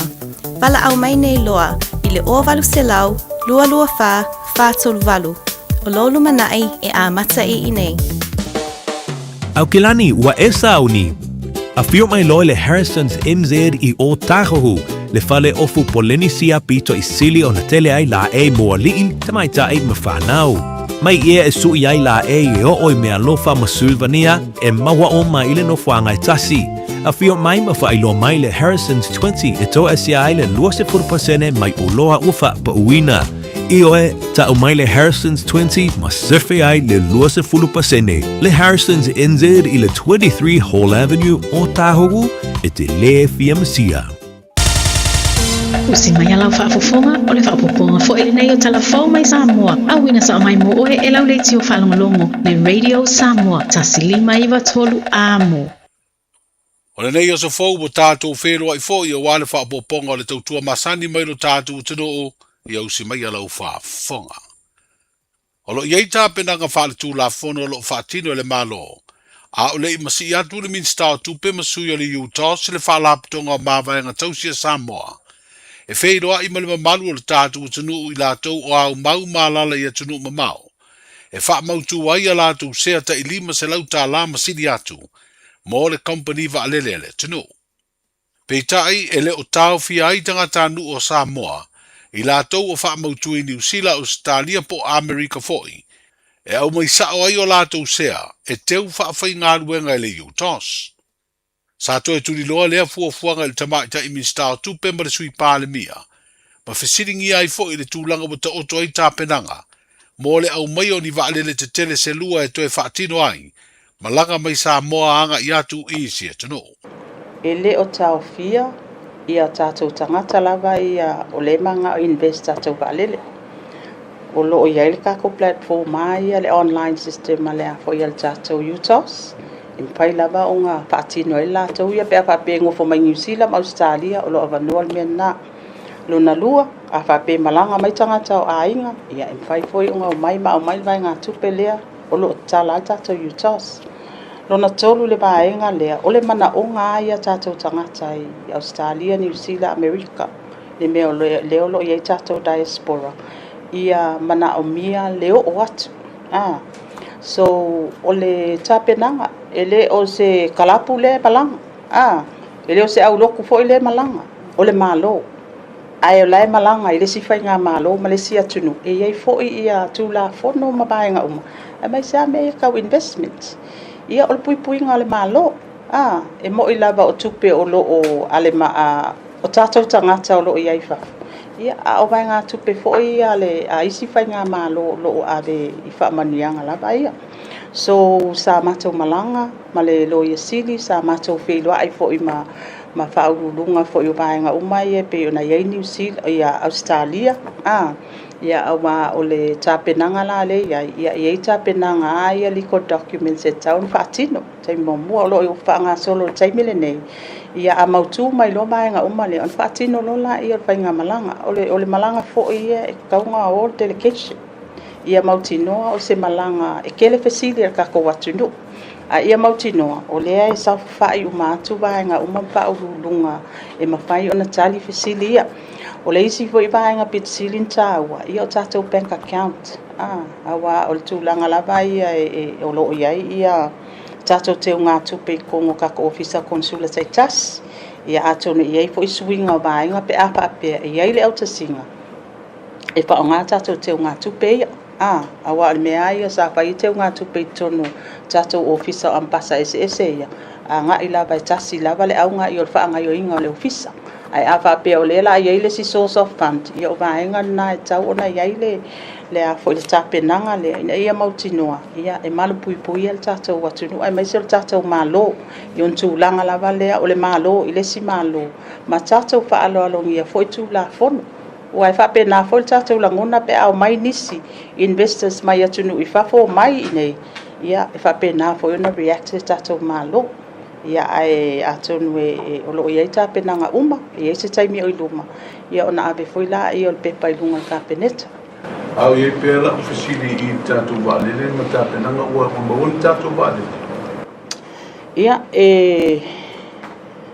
o lau fesili o gaua e o ai faaiʻuga o le fesili a o le mea ia so o se mālō e tapena lelei ia e kaukapega lona ana fale kapega lona loto i fale e le sau vaalele alu i olkoga vau e sau alu i kogo le malae vaalele ia o le vaaiga a le tatou ua foʻi ae faiga mālō po o lava totoga faatotogaina le tatou malae vaalele o lava tatou hotels e kele kako infrastructure e kaukikilo i ai o loo galue pea tatou committee o task force o le vaalele e tilotilo i le tapenaga i lona otelega e lē o faapumoʻomoʻo foʻi la le vaai se pito e tasi ia a o loo iai stepuga se kako kikilo mo le kako investment a o loo galue foʻi ia le kako task force lea e faavasega ia le kuaiga tulaga e faatino ai tatou aʻaunaga le faavaalele ia o kako masagi le upu le dry list ma le wet list ia o gai o options umaga o loo faatatia mai le polokalame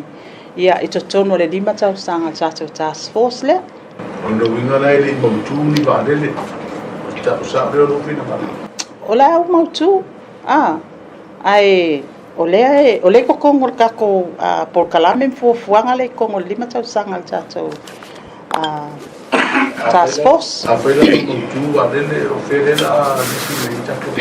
ia foi fasili umaga o le akali mulimuli aku pe a maopopo uma kako fuafuaga ia la e oo ali i o le faaiʻuga e leʻi faiakua le amakaga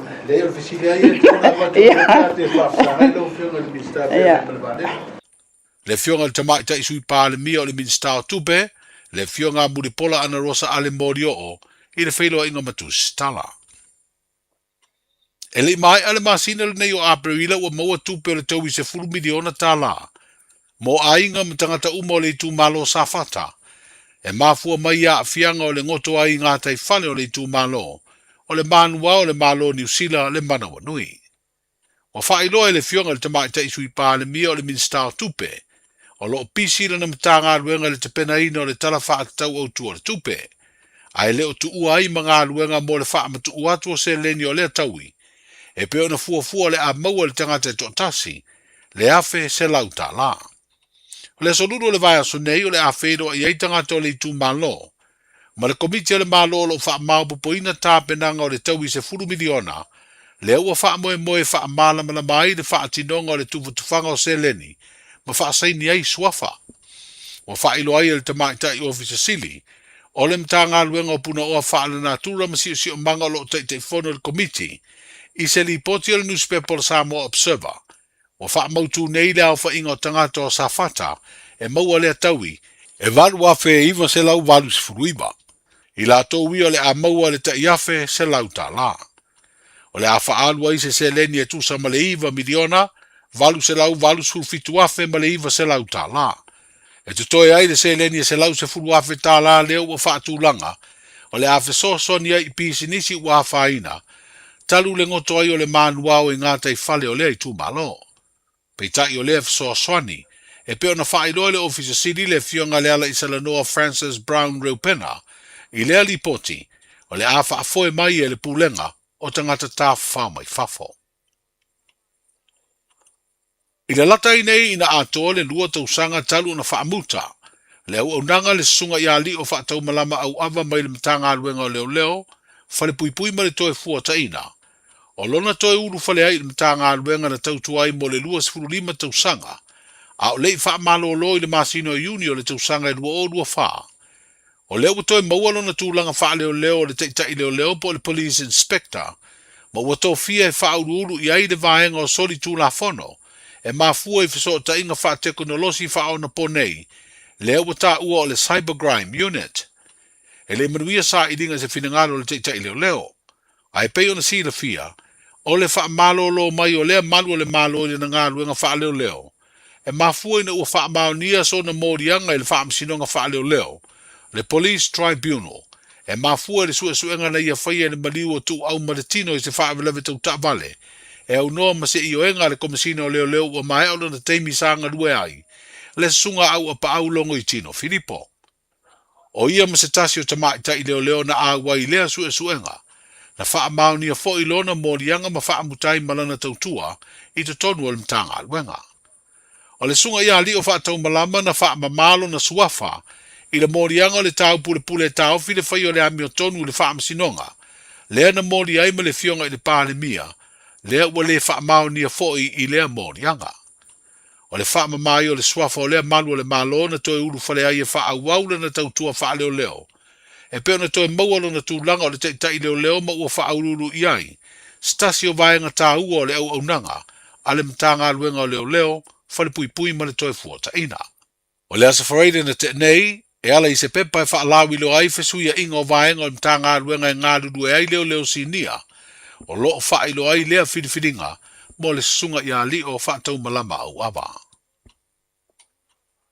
O toi wha apopo le isi ono masina, e wha aua wai ngā luenga o le maunta fo ngā whale tolu o le whale tupetu tonu o Samoa. Leo lo fausia i lungo se whanua e tusa ma le ono e kalona tele i urona loa.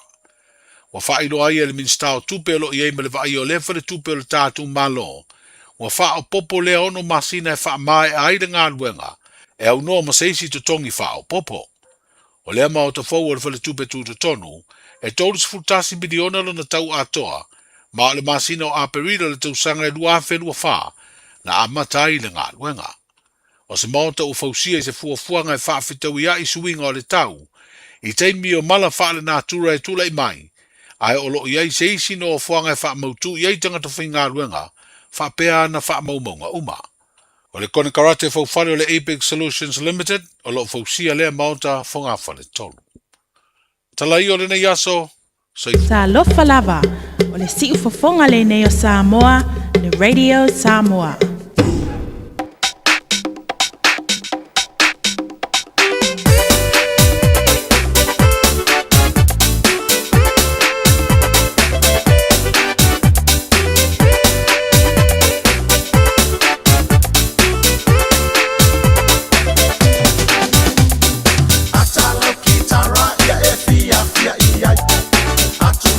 Pese, ya e pese, pese, ay.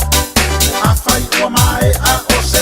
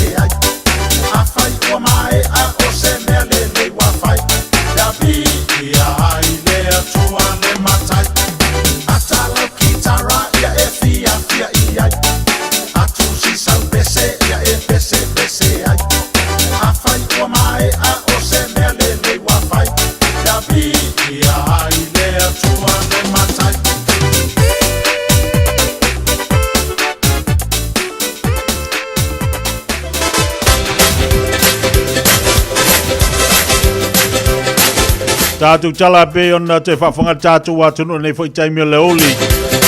Tau whain te whasalawina atu tau tua malap nanga nā le whionga ngar mana tipi au tanga vaia. Tolo tupu tolo tātou atu no. Ia la mwhena te whawhanga i pātari tu lai fitu le Fiafia nā nei. Ole le si whapoponga mo le asa tai au. I le tau tua malap nanga le whionga ngar mana. Ia e malo le wha malo los. Na tono na ua tele le atunu wanga ia tu foi malo longa pe na masine tatou tono farfinga luenga ia malo lava fa malo si malo no sa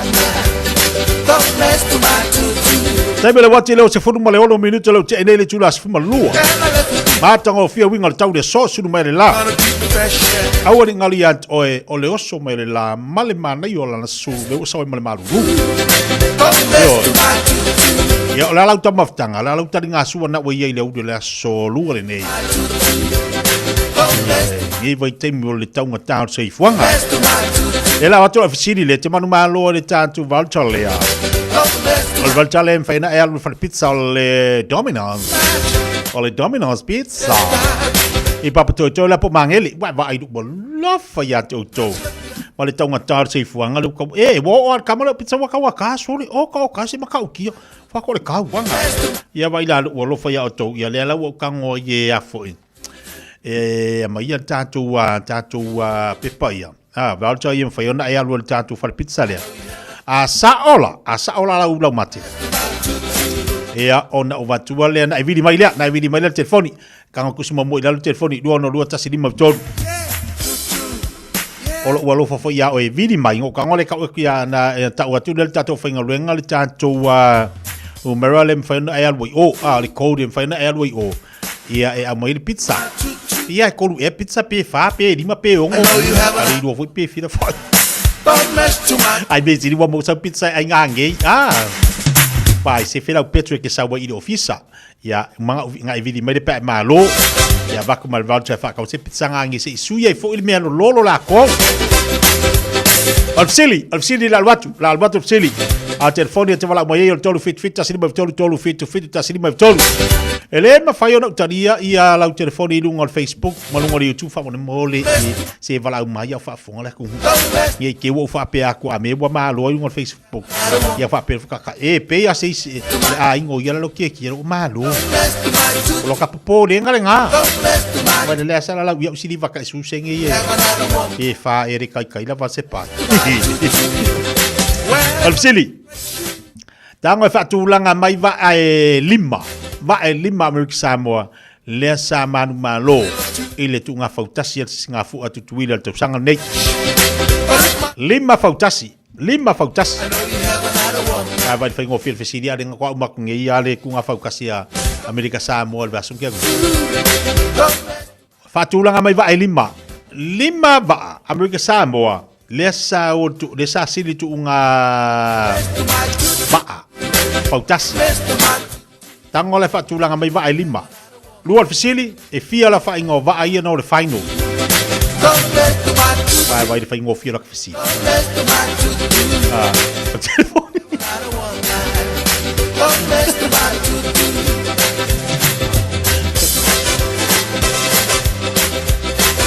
Vai le wha ingo fia ka fisili Ya le fo ko fai mai o ko ka se fa ngaka o fesiri fa Samoa e fesiri fa Filipino Tatu telefoni tolu fit tasini ba tolu fit tasini ba tolu wala mai fa tulanga mai tatu va lima va o va boa va lua tau tulanga lima ai fia va le no le final ia sa unha mai fesiri ngai lua lunga tatu lena talofa kia le au ya malo se fu o mai Le ferrolo, ai si e oe. Lau, se ia si au paanga le na mai ale na fafsiri atu ia I lau telefoni au ngalu ia taita. Ora fa lau telefoni le au, se au mo monta telefoni. Umara wari ole kusi mai. E moi. Ia, man tu monta telefoni. Kama se kinga ma oe. Fafafingi. Ale le. Allah. Mana langu mera kakker fongi. Ya, la tari tafsiri. E fia la fai ngova ale au. Te tafsiri mai ke kia. Ya, fai fatu le si o I tina la inga fa mo le tusi malta telefoni. Ya, adela kau mo kan tafsiri. Ya. E fia la whainga wa aia no le whainua Amerika Samoa. Ai se aku ngamo. E se kunga mamua, e se kunga longa lua, a o wa aia ngō le tunga muri. E fia la whainga wa.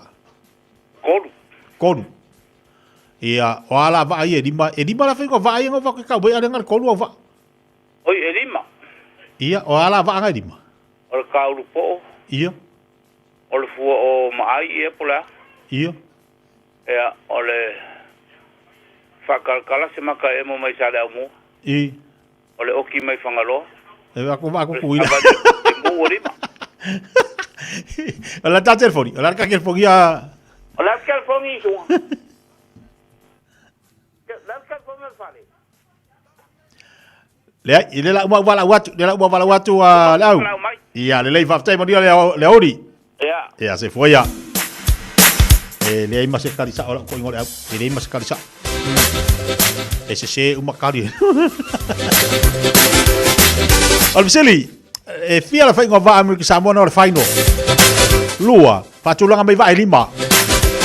Ia o le lima ngā le te ilua le la tapena tatu Singapura. Mau al tale Viseli, tātou wailunga o le tātou whalpizza. Don't mess to my tutu. I know you haven't had a woman. Don't mess to my tutu. E o e whamalo atu e inisio tātou paanga, mai tunga sala whatalo whatu. Pai mai manga ia pese le fusi le whau. Ia o i kau whiranga. Pole bai ngā whatalo whatu nei vaenga le uli. Alo whapili ma alo se fua lau de lei. Puna lo whai, whatalo whatu le mafutatu nei o Tara. Pamatu a inu vea ma alo se fua manuia. Siaki Samaeli whatalo whatu tātou po kalame. Atu oirunga leina talofa. Talofa, se fua manuia. Se fua lau leina soafa. AJ. AJ, where sa utawalau? Pakulanga. Pakulanga. Laka di siti. Ia le mana ia. Fia la whainga wa ale no tunga le whainua Amerika Samoa. E ono. Seki. Patulanga mai tawa e lima. Mua e wa uri manulele. Ia. Tu lua ia alau. Ia. Tu tolu ia watia. Ia. Tu wha ia pai po. Ia, alwa angai. Pia o i fa fu ringo me fanko, peo fanko. Ia, ai arsi wa. Ia ai mun mulia fer fan. Kiki asa o kali kafsi di plana. Koi kiki seki. Kiki ia sa o mai tane dua. Tai bana, tai le bafta wai maria ngaluanga. Don't mess to my tutu. Don't mess to my tutu. I know you haven't had a woman. Angelina tau pa ufatalo watu. Tatu telefoni tolu fit taslima tolu fit taslima tolu. I know you haven't had a woman. Don't mess to my Sapati ni wefa talo watu tatu po kalame ne ya uli. But it's my chest that I know you haven't had a woman. Atalo wati ya leta falongo malo se fua. Sina leo fa tele mo mai. Veronica Faitua, O'Brien malo se fua manuia.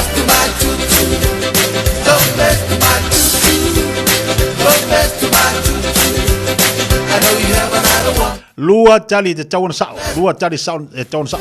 Mani el tau tong whaimala tu kamoche i waa.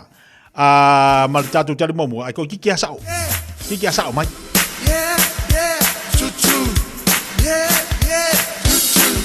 Tatu nungal Facebook, ia mo monta wha maru lua tele mwhaintaria tatu tali nungal tatu Facebook. Lo winga tatu i mai le ala. Ya lo la mi tono. Lunga tatu leida talofa. Talofa dia. Malo se fuar sofa. Vei. Oi? Vei tu ya tu. Oi sole, coi fi. Ngau me fa camaro. Pele te vala boye. Papa toi. Papa toi, le lei. Coi fa mangingo mai sofa. Vei tu ya tu. E che ya to? Vei tu ya tu. Vei tu ya tu. Vei tu ya tu. Le lei. E fia va ana o le whaino a Samoa? Ono. Fia? Ono. Ono? E kore la longa oi so le peang i whai... E ono. Whai ngā ngā ma luke le whongi ero i loa ki ngā... Tātou vai lima, whaturanga mai tātou vai lima. Al modele mai nuri. Ia? Ia? Fua me vatia. Ia?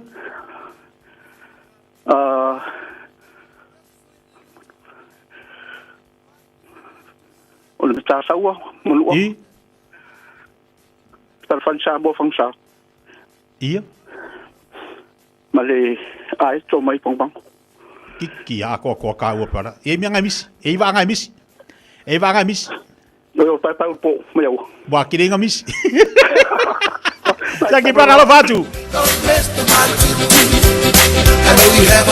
Luas por 5 minutos já le tulas forma le lua. E oi so se tamo tanga le fefera nei pa manu malol tato valja. Valja va tu oi tato pizza.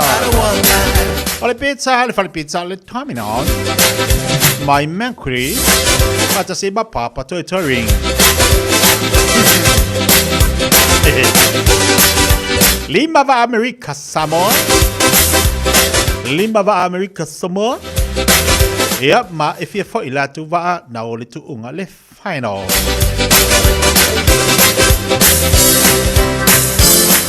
Ia la kalpa le tatu pese. Toi mafo. E wa kala ka kolenga e kai aku ka kolenga. Le kai aku e va tu al tatu le na mo tatu wa tru. La va tu tatu pese. Vai for tatu proclame. Pabalo to la unga se bala unga lue. Oi la tolo mafuta bal nei vai ngaloli. Roni ka fatalo fatu. A que nesse vai ula.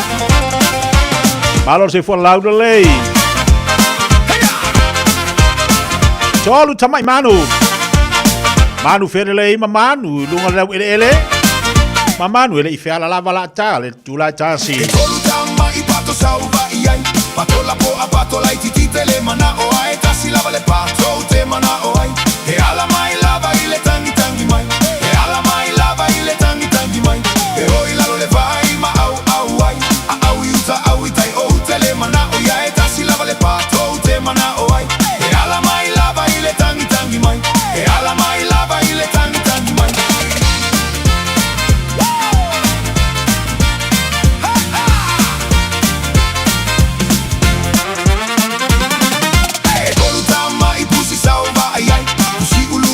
Papa e tele mana o ai tasi lava le pusi o te mana o ai le pusi le ai usi tai mai le pusi le ai usi tai mai e oi la le vai ma au ita o tele mana o ai tasi lava le pusi o te mana o ai o le pusi le ai usi tai mai o le pusi le ai usi tai mai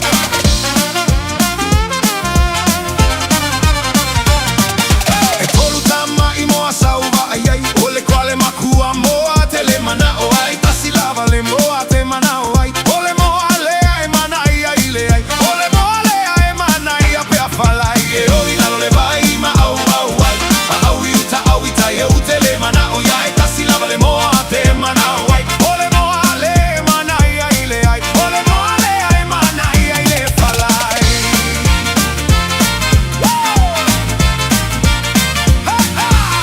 E alta mai ale au pen fana tusi i fal telefoni le olu atasi olu afa tolu tasi tolu fa valu olu atasi olu afa tolu tasi tolu fa valu telefoni le tu ati alta mai au le na si a wole le fia mo oi ia le au fa fonfon mai to tusi ila lo tatu telefoni olu atasi olu afa tolu tasi tolu fa valu o le afionga sala lo fia mo oi pe ko fangi dua kala lu ve kai lu like o ma o malta telefoni na au o lu tasi o lu fa to lu tasi to lu fa valu malanga fa lo alo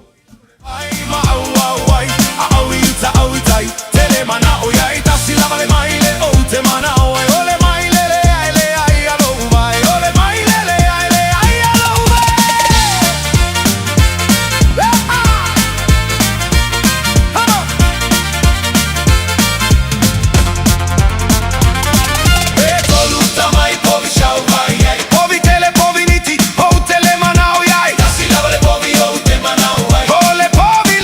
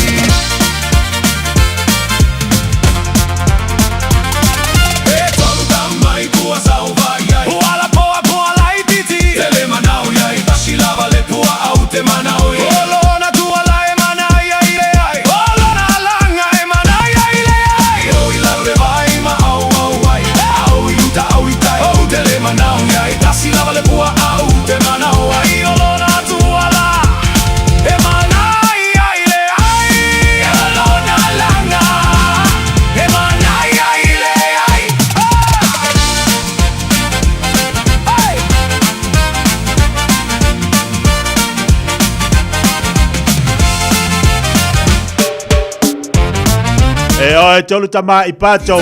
Pasol solo tua ile tama ipua. O puanga de pesele sa. Pasol solo ko de kama ipov.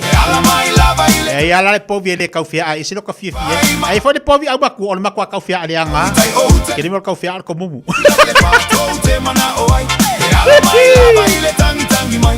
Anga imarka ko telefon. Ba boli.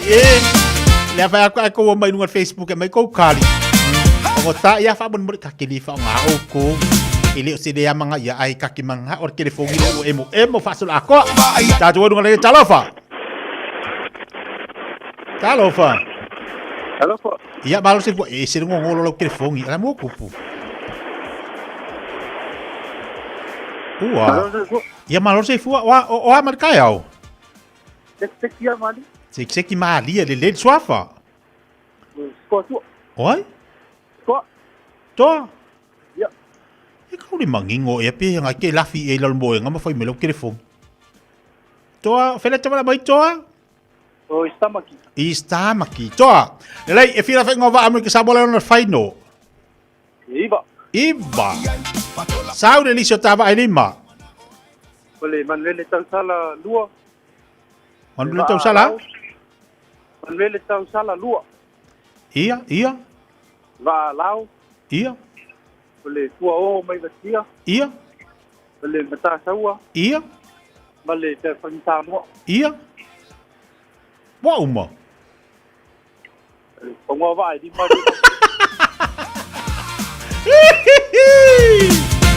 Pau ale lava kol malo maui sa ole iva.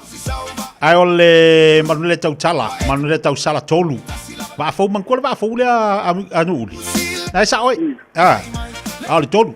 Oh, mia pe ia nga. Pe tau sa ya. Ai sa. Ole va anu uli, ole va lao, ole va avati ole fo o mata sa wa mat fani. Oi va sua fa para.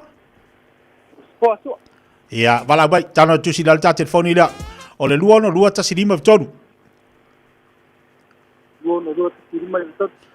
Lua ta si lima vitonu telefoni na te wala umai ai te sa e afu.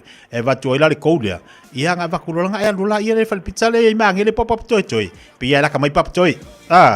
Ia, va kule se pizza e fa sidu kinga nge melo bakua. Ia, se ke para la fatu maria lauli. Ko ala ko ngalu nga ki wa kurio.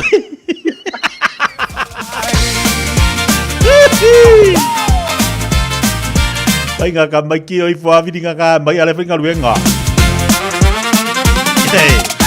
Ka mai ki a mau ale me su mau ale ai o le me popore ai. Ya ko lo la ko finga luenga. Mau tari. Iva va ale ngole final. Ole lima, ole va nu uli, ole va lao. Ole batia, ole latu va fu o, ole mata sawa male va fan. Ya lenga saudunga I le afo ia il tanga telo va tu ia nei.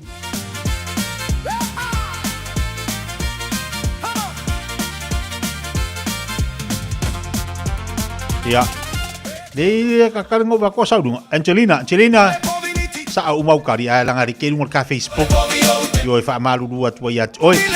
Ya lem fayona fa nga ina tatu tani yo mo le den ko fa ya ai li fa ka ko po kala me dim fa nga nga yang ka bo ku dungo Facebook mo YouTube me tatu tani ya ai malo lo sa abir ka ko malo kal me so kon ko si aki pesi si pepa fa penga makako ko kasi si lo walo fa ya o kol ka kal peng sing Nicola we fa talo va tu de ba ngaloli pase au ku so balol se fo manuia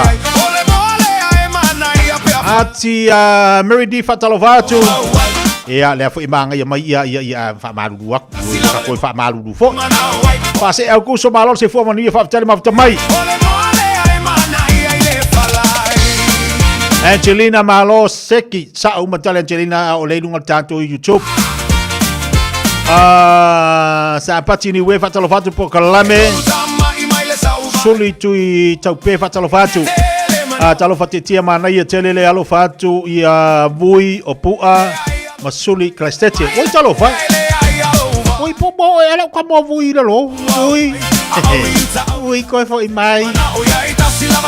To fatasi marine tu fulele fatalo fatu tu fele fatalo fatu. A kenese vai ula lule vai nga fatalo fatu. Nika malo se fo laude lei. Sulo tala lei fa tala fatu lo sunga na malo se fo Maria man lo fo ngalue. Ati Mary Div malo se fo. Dai bele wate leo telo sul family te chalo chula chasi.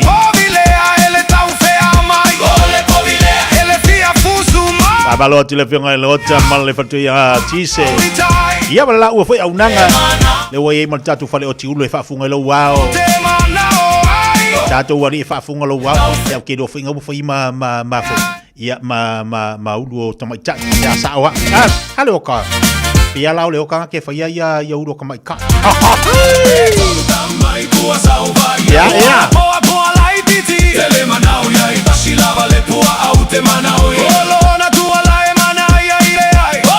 Beta vale fai le moto sai dunga la tele al fau tuanga lava mal tu ala po kala Fiafia Mai lo saunga le muna yante oi Belenato si tolo fatto lo faccio to se fino a college malo se fu morire le faccia si mai nai me le pone au si Italia ma fu Italia wa malu fu io to nai me le pone e oi se lo le ma fana fatto auto elanto ya se i mai stato fa se fianga se me fa fianga le motato ne yoli Alo yo taringa soa. Fai mali e lusa. Ma vuta mai foi lá tu moto malau. Patalo fatu so ya tu asua. Ta sinli tangata ese malalo fa tautonga. Wa lo fa moni le ali tu ma futa ile tua. Tu ma futa le to lua. Dos mai.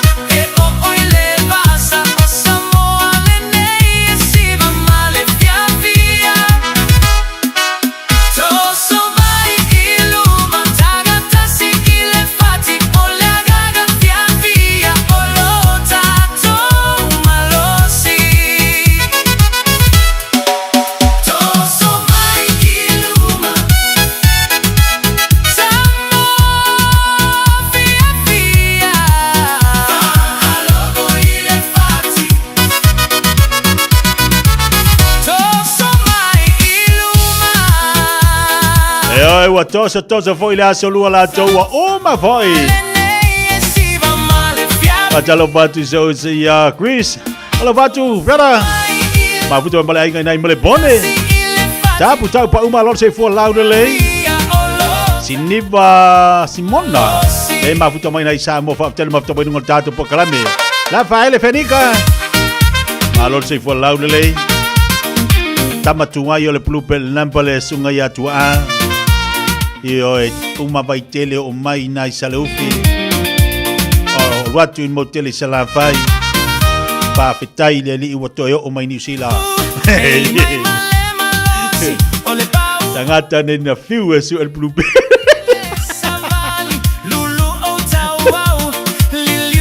So telo la tone.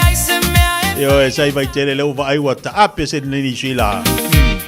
La tone na matua yo e plupe.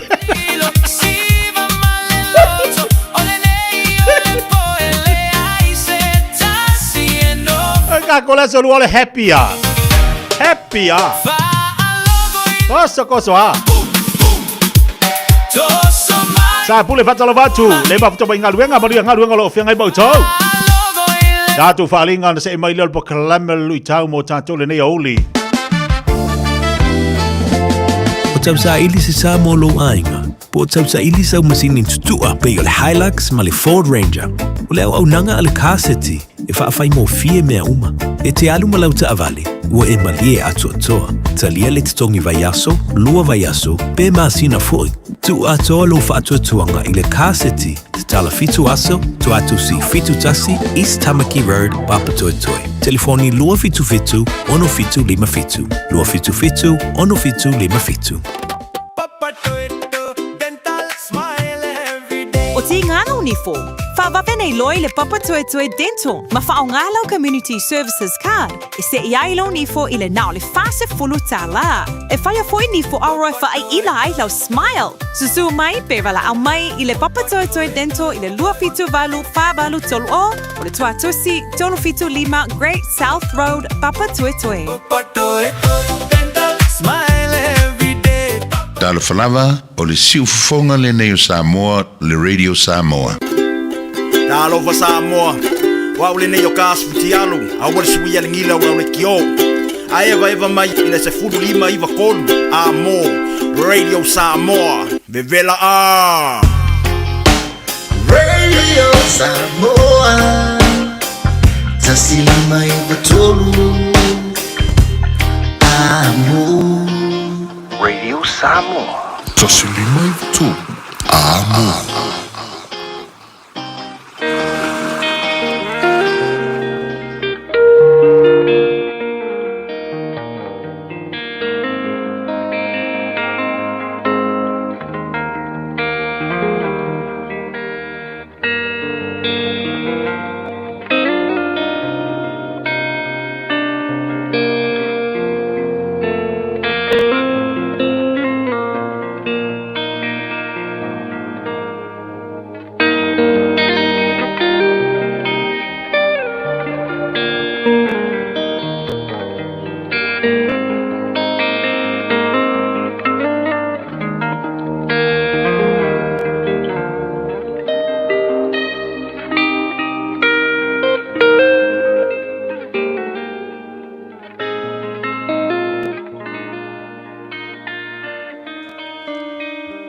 Tau mo le aso.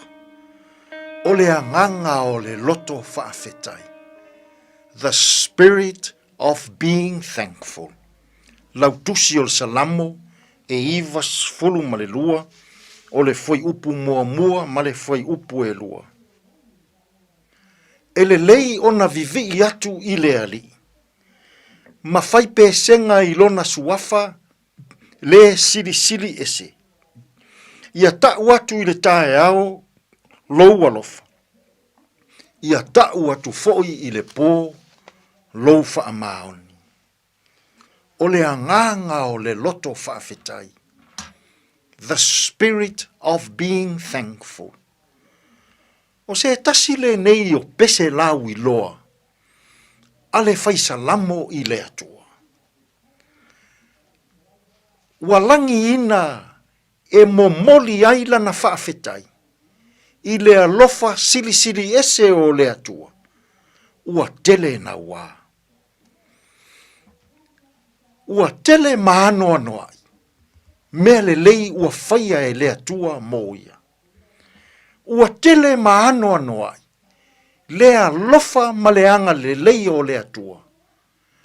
Ua mafua ai, o na fatuina e le faisalamu, le pese whaafetai, i lea tua. Whai mai upu o le faisalamu i lana pese whaafetai. Ia e ta watu i le tae au, lona alofa. Ia e ta watu fo i le pō, lona whaamaoni. Ia e alanga fia i lea tua ma le leo tele. A wae tele mea le lei, ua na whaia. E le lei lea tua, e whaava vau lava, lona alofa. O lea nganga ua tumu i le loto whaafetai i lea tua. Ia i loa e le tangata, o na whaafetai lea tua. Ia i loa e le tangata, i taimi o lona aso, i le ao, i le tūtonu o le la, i le pō, o na vivi, ma whaafetaia lea tua, i le tele na wā, o lona alofa mō i tātou. Samoa ai, aua lava ne i tuuna lou loto whaafetai. Ua lau i loa Samoa, i le lalolangi, o tangata ola loto whaafetai. Ai a i le nei aso, pe a se i langona ia e i tātou uma. Ona whaafetaia, la tātou whainga mālo. Whaafetaia, u mālo mā whioanga. Whaafetaia, tāpua inga ma e kālesia. Whaafetaia nei o tātou ainga, ma o tātou whale whainga luenga. O le ola whaafetai, o le o langa lea e fia tele ai lea tua. Ia tātou whaafoi i lea tua, le vi inga o lona suafa. I le tele na ua, o lona alofa, ia i tātou i lea aso, ma lea aso. Toa tele a inga i Samoa, toa tele a inga Samoa i New Zealand. Ua leo toe whaia ni whai ngā lotu i lea fiafi. Ua toa tele ua whai lotu i le TV. Toa tele ua whai lotu i whale ainga. A o le mea tā ua lea, i to tonu o tātou ainga. O lau whaafetai, ma lau tāpua inga i le pō. Se i sula lea lofa, ma leanga le leo lea tua. Ua i u manuia whaiva alofi dima o le ne yaso. Samoa, whai mai le whai salamu. Ia e whaafetaia lea tua i le tae au. Ia e whaafetaia lea tua i le tūtonu o le la. Ia e whaafetaia lea tua i le pō. O se whe au momori, mō i tātou uma. Ia tātou wola whaafetai. Ia so uma o lo tātou wola, i lea tua. E le lei lea tua, a wā e whaavavau lava, lona alofa. Ai a pe a se i e whaafetai tasi ia, i le ne iaso. I mea le lei e tele, ua whaia e lea tua, mō oe. Tātou te tālo. Whaafetai tele lea tua, ia e ao mai i mātou uma. Ia mātou wola loto whaafetai. I le tae ao, i le ao auli, i le pō. O se o langa e tatau na whaia pea i aso uma o lo mātou wola. Soso ani maia ia mātou ngā ruenga o lene i aso. E tonu malele iai mea uma. Lo lava suafa Yesu, lo mātou walii, ma lo mātou whaola. Ua mātou tatalo atua i nei. Amene.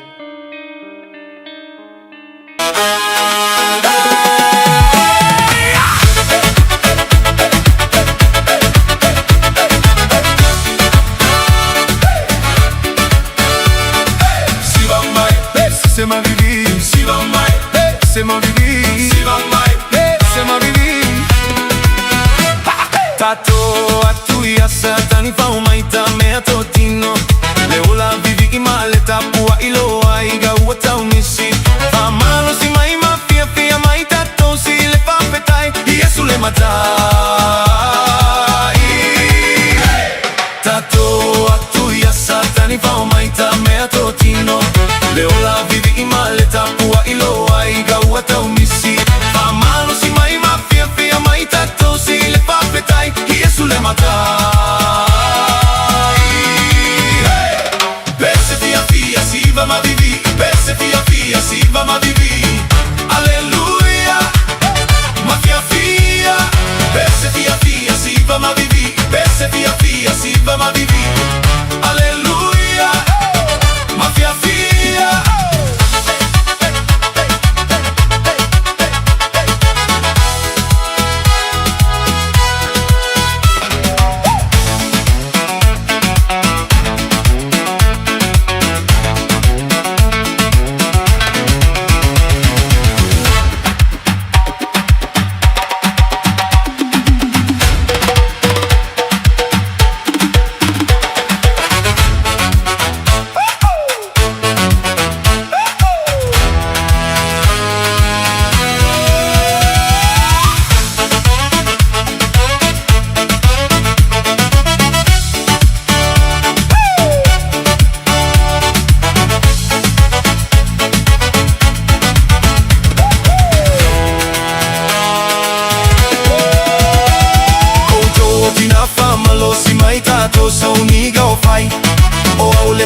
Fiafia vivi ia o oe Fiafia moe ini. Uma o lelo tu ai nati nati mai le tu ana iu atu ai ona fai. Fiafia vivi. O to atina famalo si mai tato sa uniga o fai. O au le tamai Fiafia vivi ia o oe Fiafia moe ini. Uma o lelo tu ai nati nati mai le tu ana iu atu ai ona fai. Fiafia vivi. Pese Fiafia si va ma vivi. Pese Fiafia si va ma vivi. Alleluia. Ma Fiafia. Pese Fiafia si va ma vivi. Pese Fiafia si va ma vivi. Alleluia. Ma Fiafia. Opo whawina le atua pere whawhonga pa kalama lui tau mo tātou. Whapte tele le sunga whawhenga Reverend It's Sunday. Ya ma le lui tau whalenganga mo tātou le ni yaso vi ia le li. Mānei whai upon pese tātou ia sātani tue whao mai a tātou me tō tina. Ia awha pe o manguia lu waso. Solonga le lei. Vai mātala tātou. O le pokalamena le areto lolo no whalangolongo mo tātou lupu mātala. Aila ni ya so mana ya lu so e ke ko sausa kangi ko fa o ku ni me ya o e ma fu on fa o satani ono e tu ava noa wa tu ava noa wa tango tu le va no sa kan yo ya la ke lo me fa me ya ameriki apol e ora ameriki apol e fa quale la vaschi apol ku nga i solo le wa ki apol ya nga sa ki apol nga e ai o oe no fuma tatala le fai tutoa. Pai tango tatala le fai tutoa saudo le ti Apollo. Fau atu mena i atu o. Ai au mai ele fai kai kango fi. Au mai ele lokolia. Au mai ka mui mui. Abe le fai ngokala o les. Nga mai i ang sa eringi ki Apollo. Wakale makala fo i. Aleluia. Ya le makala no moi. Aya nga tari ki Apollo ava ka mai ki anga ke moi ki. Ya nga le anga so ka sami o lewa. Kau ka se fu.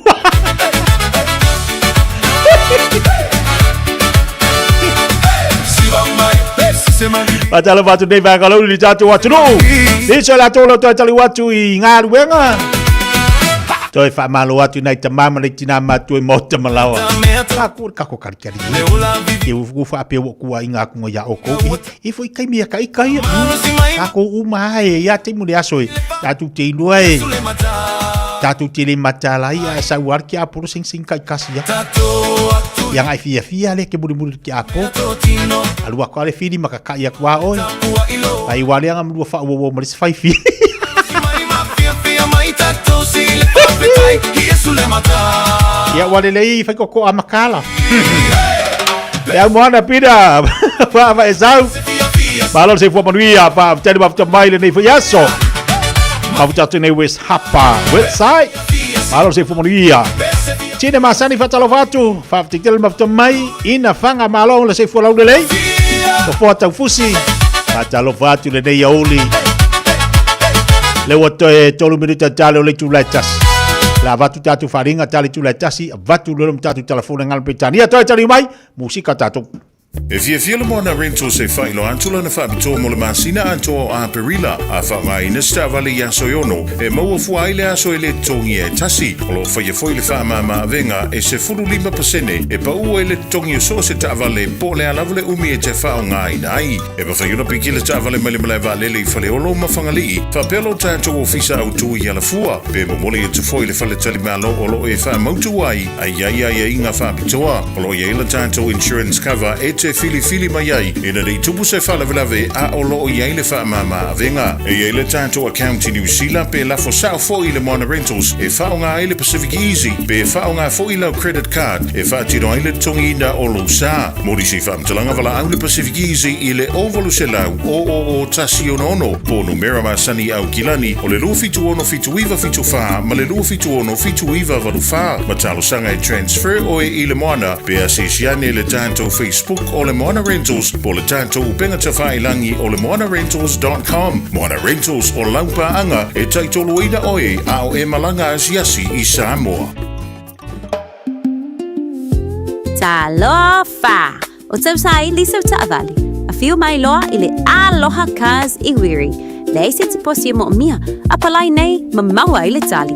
Tali e so se lai sene ai iaia e inga whapitoa.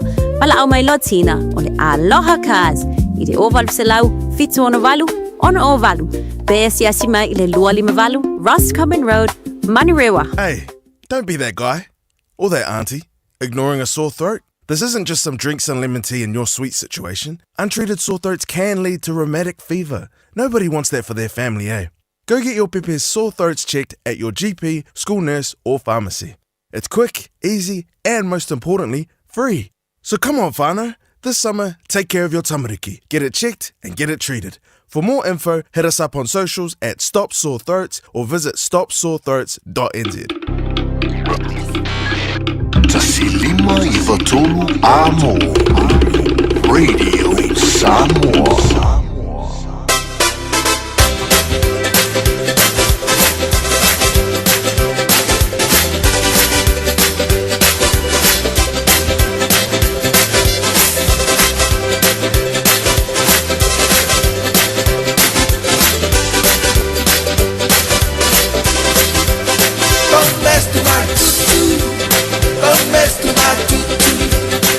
You have another one man. Don't mess to my tutu. Don't mess to my tutu. Don't mess to my tutu. I know you have another one.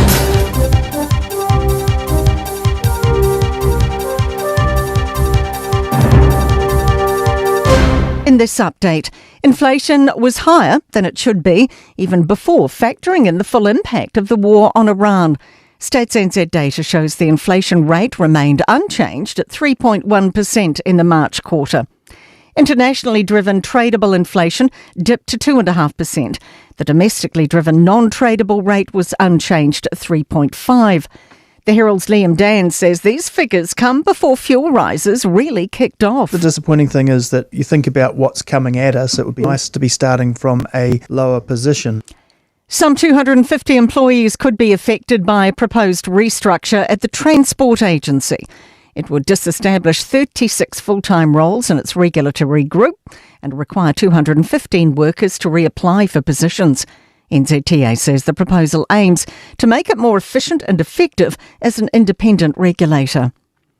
There's been a storm almost once a week in the past 12 months. AMI State and NZI's Wild Weather Tracker reveals a record 46 storms since last autumn. Storm-related insurance claims rose 256% on the year before, which had 29 storms. Climate spokesperson Bryce Davies says the east coast of the North Island has been particularly impacted. Storms are becoming much more frequent and severe, and we're experiencing storms more than twice as often as we did 15 years ago. The forestry sector says it needs to be included in the government's fuel relief plans. Diesel prices rose more than 40% last month, while shipping costs are up 30 to 40%. Up to 12 litres of diesel is needed to harvest and transport 1 tonne of logs. Wood Processors and Manufacturers Association's Mark Ross says the sector produces essential goods like pallets for transporting food and pulp for toilet paper and tissues. We're just asking the government to really make sure that we're not left out if it comes to choices about fuel usage. We need fuel, we need to operate. That's news. In sport, long-time mental skills coach Gilbert Inoka is returning to the All Blacks under head coach Dave Rennie. Inoka will be the side's leadership and mental performance coach. James McGarvey comes in as team doctor. Dr Martin Swan and Dr Kerry Evans have both left the All Blacks. The extra seating is going into Porirua Park. Now, Wellington Phoenix General Manager is calling fans of the women's side to fill them. At least 1,000 extra seats will be added to the capacity ahead of hosting the second leg of their A-League semi-final on May 10th, with tickets available to the general public from Wednesday. Phoenix GM David Dome says they're delighted their competition organisers have allowed them to play at Porirua Park. That is sport. I'm Raylene Ramsey. 24 hours a day, 7 days a week, Radio Samoa streaming live on www.radiosamoa.co.nz.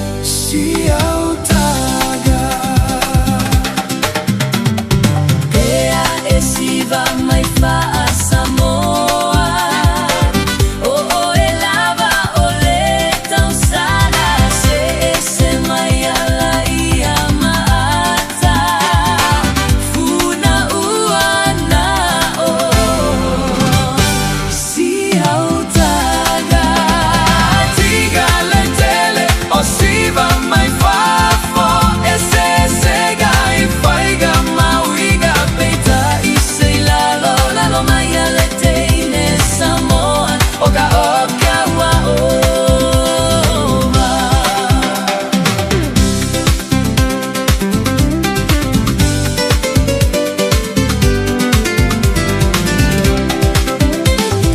Epele oi lobuloto Samoa ilo aganu malola lele etu maupea oh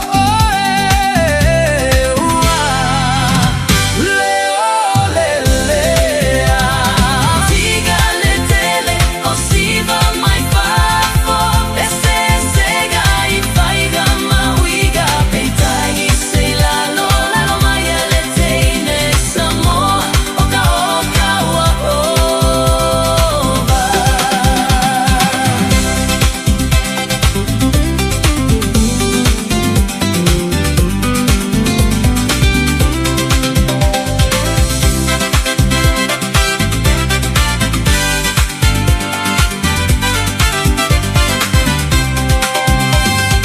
Ua mama lule fa Samoa ua uma ona eiloa eta uta ua ile Pacifica Samoa iona uiga tiga letele osiva mai fafo ese sega I faiga mawiga peita I seila lola lo mai letene Samoa oka oka wa ova.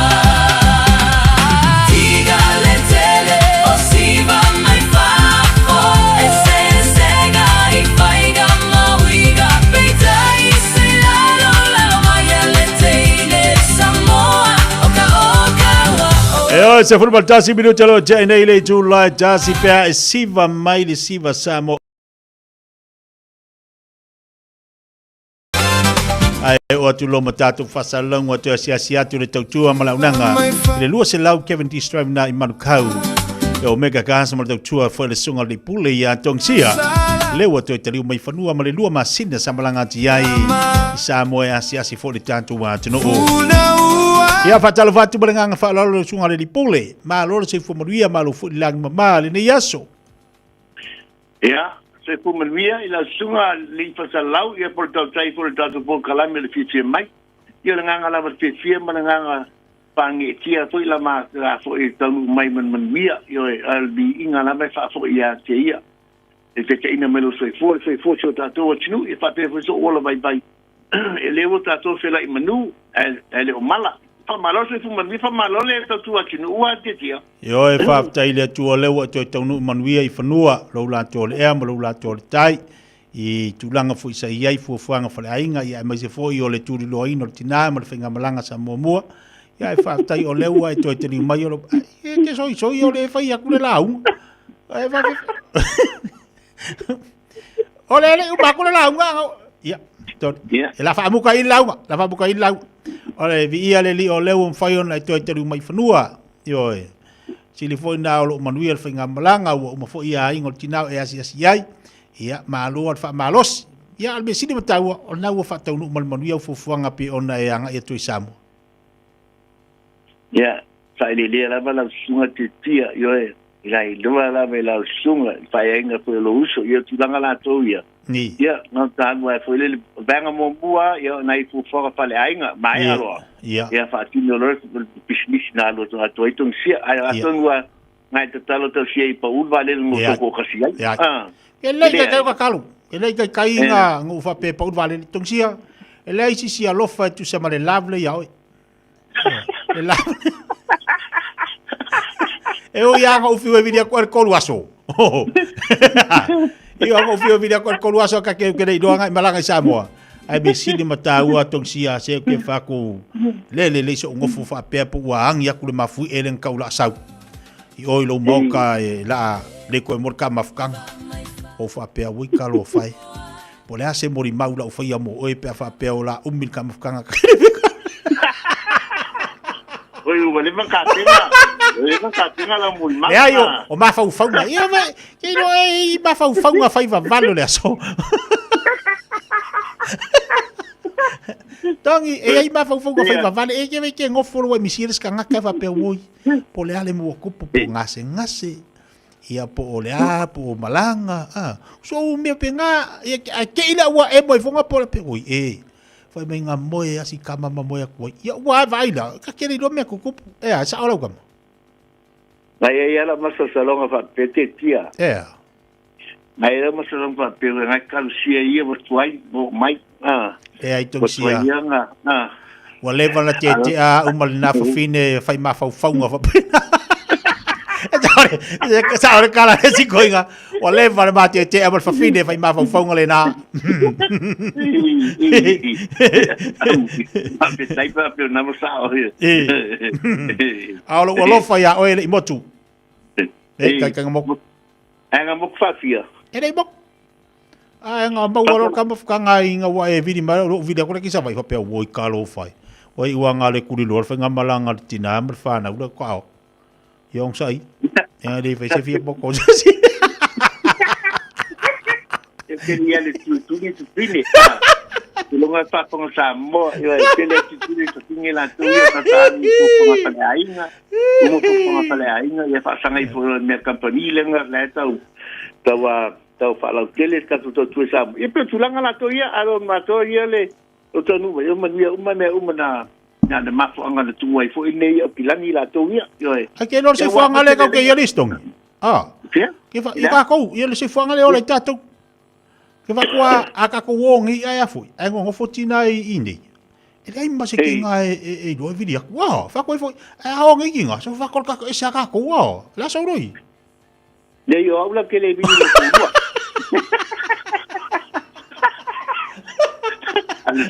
Anche lo fumalo e la Vamos le ma fumalo le ma fai ale mu se kau kingo mai ri se kau kingo mai se kau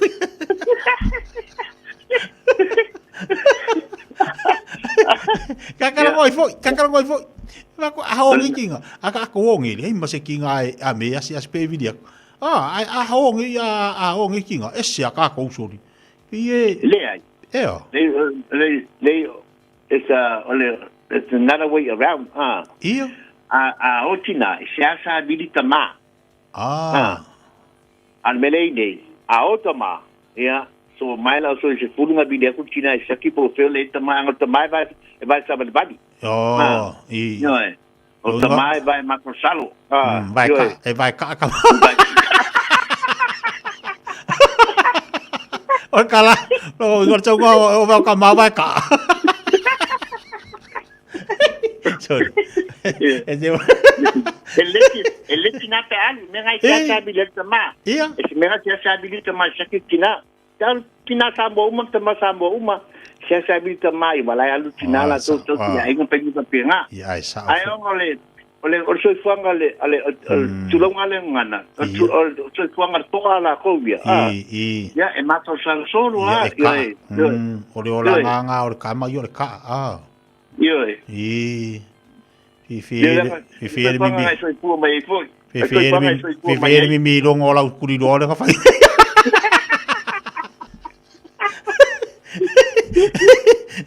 Fiafia mi longo la kuri do le ka fai ngi.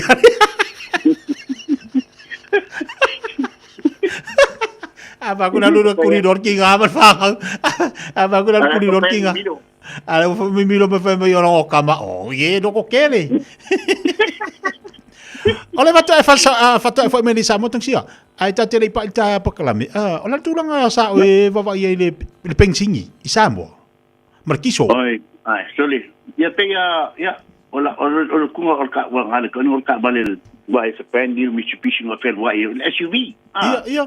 Utarai porque kia kaula le ile pensi ai ko la ka bale ngawa iba sulima kalanga kum ako al ka bale awol mangan modi wa MC ka bale ale phobia driving ma fe le tiso yang kum pe sala fa lima sala fa iba awa al poloka nga ele muman modi al ka bale winga la fam kalanga bon ka mo tia pensi Samoa la dua kal pensi la dua kala balu fa Oh. Pe singi la ko via. Lo kala mo fa pe singi la ko via. Ai pa uma la tiso la wa ko fit pe de tiso Samoa. Ia. Ia pe tu langa la to ia soi fuanga tatu atu Samoa so le tia ke le. Tel me ro ki pa tu mangala uma o fuala ainga o fingo ka le sambi o me foi do mas Samoa vai fala vai foi so esse tu langa pe fa ko ki ale se mangala le se tanga pa tau. Ta ko foi le mau le tu le market la to ia la stona ila to o ka eso. Toli. Tali lo e ke ma ko venga vai si fa la si people mal le tu e pa foi mai Samoa. Ia dunga mga ala la to ia stona ila to ia ma to i mau la le tu tu la la te mi. Pa pena fa mo tele sala fai. Pa pena fa mo tele sala fai sale longa la to le market la to ia la so na fu so la so luma la so lulu no manto ia ki e foi il motkeli so se le mau le atinu te midea te tia mana ia me sala le tatu tiro te midei le tongu tal pensini ma le swau ia tu langa le wei tatu ni vai taimi fa tu sa tu sale tatu ni tungsia nei le tai ao ne va viao o tu ta vale tolu ta la lu tolu tau pensini ina fea I Otara man tu la pam foi Otara ta sina pa mo lo wa fa pau al pa una le wi tolu tala lu tolu fa tu sa la ta tu Samoa ya tu pa Samoa atu Samoa sa le la sa ngoanga ya nga na tolu tala lu tolu au kula sfuka la lo ringo se me pole ngale lu lika mo kupula me mo il sfuka la ka ko ngi sila il ka te singa kon o sol ka so le mer sole ka sa or sa luanga sa al mesidima tau le fa wa morta so ta inga fuilia ia lango le fa tapisa tatu fa me wa tonga tal pensini Samoa tonga tal pensini Samoa tonga kar kiso ia alo mani ia le wa morta so ta inga le fa ta malanga mai Samoa mai le sa ia a fuala ia rono winga e tonga tatu ini yes Tali yes. No toa vai mara vai singile se singo tau pinsinga tatu mai nei sila me Samoa. La la ki e musa tatu atinu. Ia matu atu foi le rason matu foi malanga mana fanau.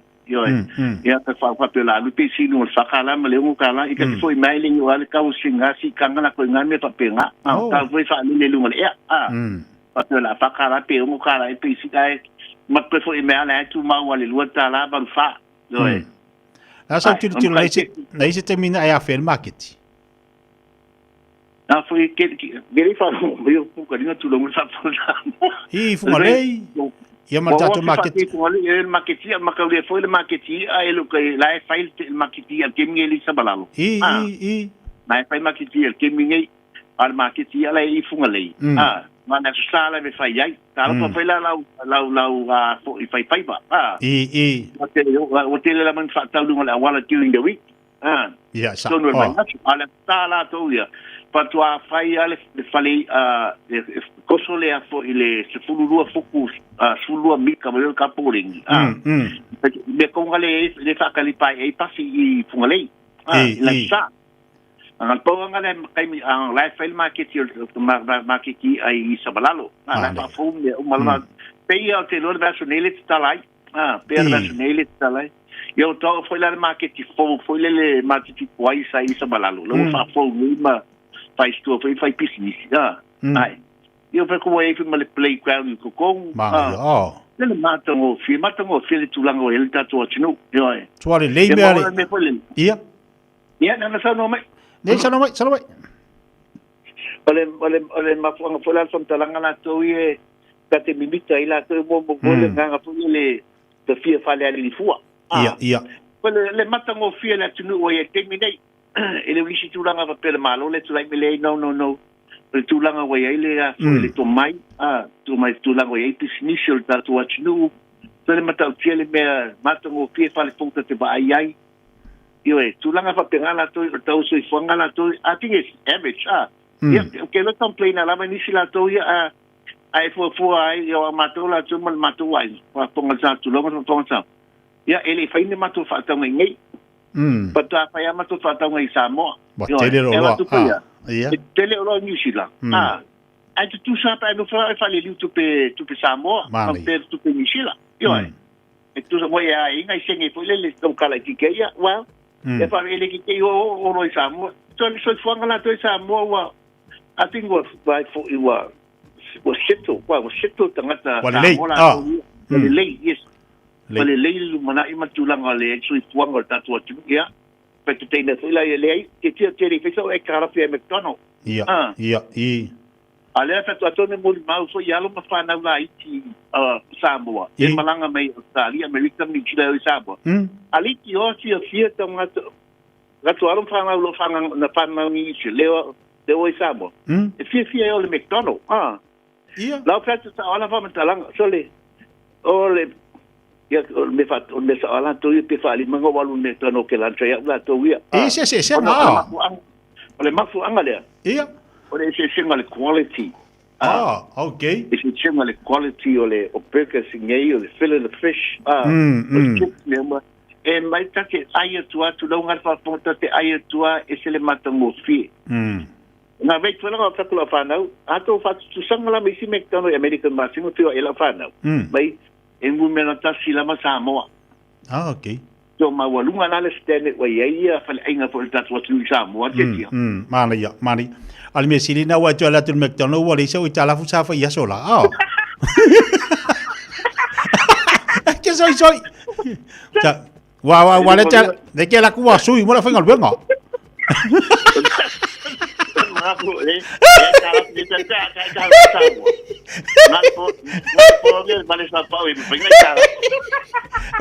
Wai fia wa so o McDonald que la cuba sui a ko le fa ngal benga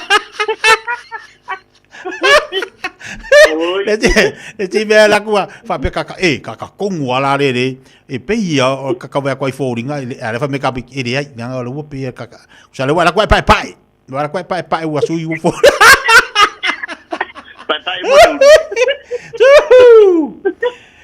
malo le malanga manguia ya mesini fo na mo dai poti ititi na mo tatu wa tunu ya bi ele li o la wa tatu tilo fo wa so longa le ya wa mau de tatu wa tunu o fa morianga le sa tatu ya de la volo fa so mai fa morianga o tu lai me fo ne vai tami ya la tatari o ta fa vali la tu langa wa ya le tatu o nanga mo Samoa tungsia okay ele tu na tu langa le wa ta filma ia ole eto alua leo ka tuala ta Samoa eto alua ni tangata o kaula ko shell balele Uyo.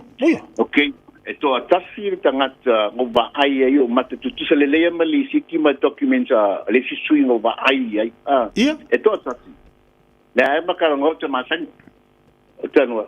Ai que fe men. Ai e nus fu afel a melo mga pe la xia. Ai, que que de pelo. Eu não falo uma coisa, mas se que é uma documento que mele le tu pela nga ai que nus fu afel. E fa pe fo le tangata ele ma que fu afel. Uyo. Te tia le fa sala tara masa ole matua I fia ma au tangata ia le papa au tonu Samoa. Yo e. Tangata no foi tonu Samoa. Ya, ole lus fu wa fele te fatwai, ele pele pengo ta WhatsApp, ole lus fu wa fele ai o tangata bai pelang ba pa ngota. Ole lima fu wa fele o te fatoanga. Tole. Te vai la ai. E ka ma sa ole support ngale ta so bale. Lungo wingala. A fu atulai tata Samoa i America Australia mani sila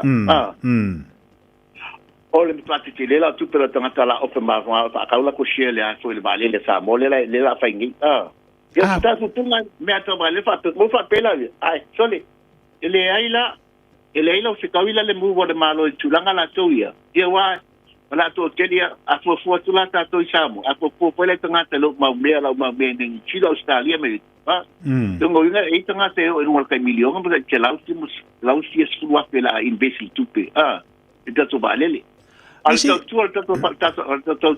falta bale ta mol de tunanga no one way ino wa mai fu fanga fale yo ma to fita pinga fo yo la senge tulanga pa pinga al tam fai fo lele ia fa male benga shota to me sia to tele malu le tunu e mai lo tisa ia ma fesili mai cha pe fainga fai selo ngai atongi Samoa le tala pa kuai yo ma puanga ese to file ma to pulenga na to yo wanga to toa ma to ole owner business o we vadinga business ia mala kule ba ia tupe business ia le mafuanga nei Samoa tulanga la we temi nei do matongo fie wa mo fo ino fuanga e fo isi pa mo tu ma tulanga ia tulanga fo lele ia nga palai fo ia fo le matulisi tulanga ma penga ia mo tu me lana ine ale tulanga la tu el fatingol business ia wa mo tu to le telo me na u na tuta ai kuka ai fo lele ia fo fuanga la tu ia ngona pa Samoa la tu fa ngo fie ta penga fo eloia ale company la tu tulanga me fa pe ia wa mai ta penga me tau la senga la tu ia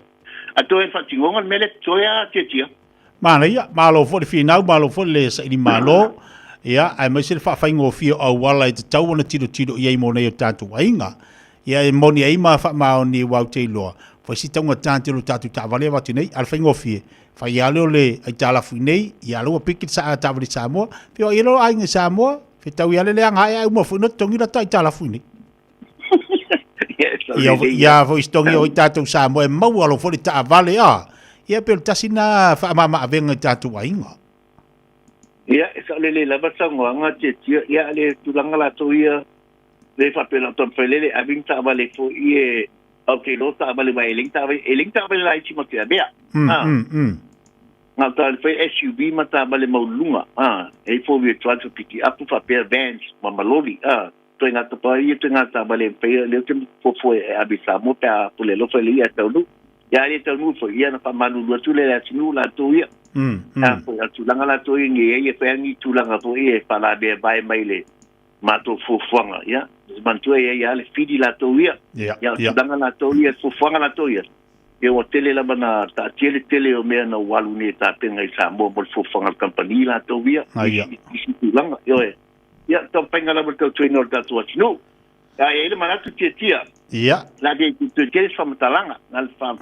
na failo tu ala malula tele Samoa de tonu anterior yo le faile tatu faile me fanga me alofa ale tatu falta vale e lima se la tala fa me alofa i pina mo le asotina pe atalia la sanga mo sengi le konkarate ese mai le refer fee e lima se la tala so sita vale e lua fe le refer fee o tatu piki apu patina ne foi tatu tonto sanga le manto te vai lo sa vai bua esta lei no la vale service na la vale e mas pai no le va on the fitness la vale mo toto sang ai tele ta vale faila pipilinga me ta finance o si la firma malu la tinu tong sia ele nga tong sia pe fieto sia fa alia tu le malama lo ni tanga fa tova ina e malama me tu langa mo meto finance e ma pai no so ni oi e te mi sengelo con kalati no fo le pa manama tu e pa mana mi se pisto so ni si tu langa tamboa su mai matala mai fesita tala ile lu se lau Kemeny Drive ini papa tu man kau lu se lau Kemeny Drive e pe vala mai portale 9 o iva lua fitu lima balu ta silua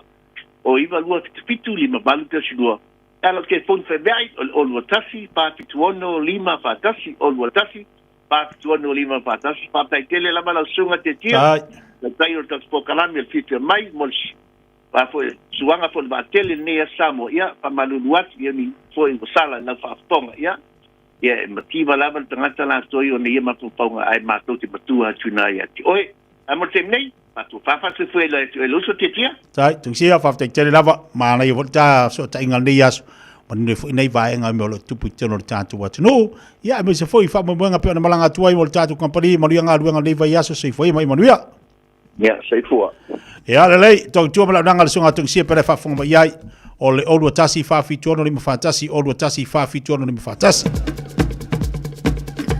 ole tu atu si ole lua se lau Kevin Stream na i Manukau ta ua vaenga pe ona mai e le sunga tongsia tatu tavali ma se fa ptore la luni la sautina fa tau susa mo ne tatu fa ptore ma tatu fa murianga mo le aunanga ma tu ale fu tamari o tatu watno e se le mari le vaenga le na fa so mo i le sunga le pule wa le fa to malang ma le sunga tongsia tilo fu ile fa tu sa le tau o ye le pensidi ai mai sel pensingi la ngau te lo tatu sa mo to fu tavali uma ainga boto futa vale uma inga la lau te loa o le mele le ua fai ma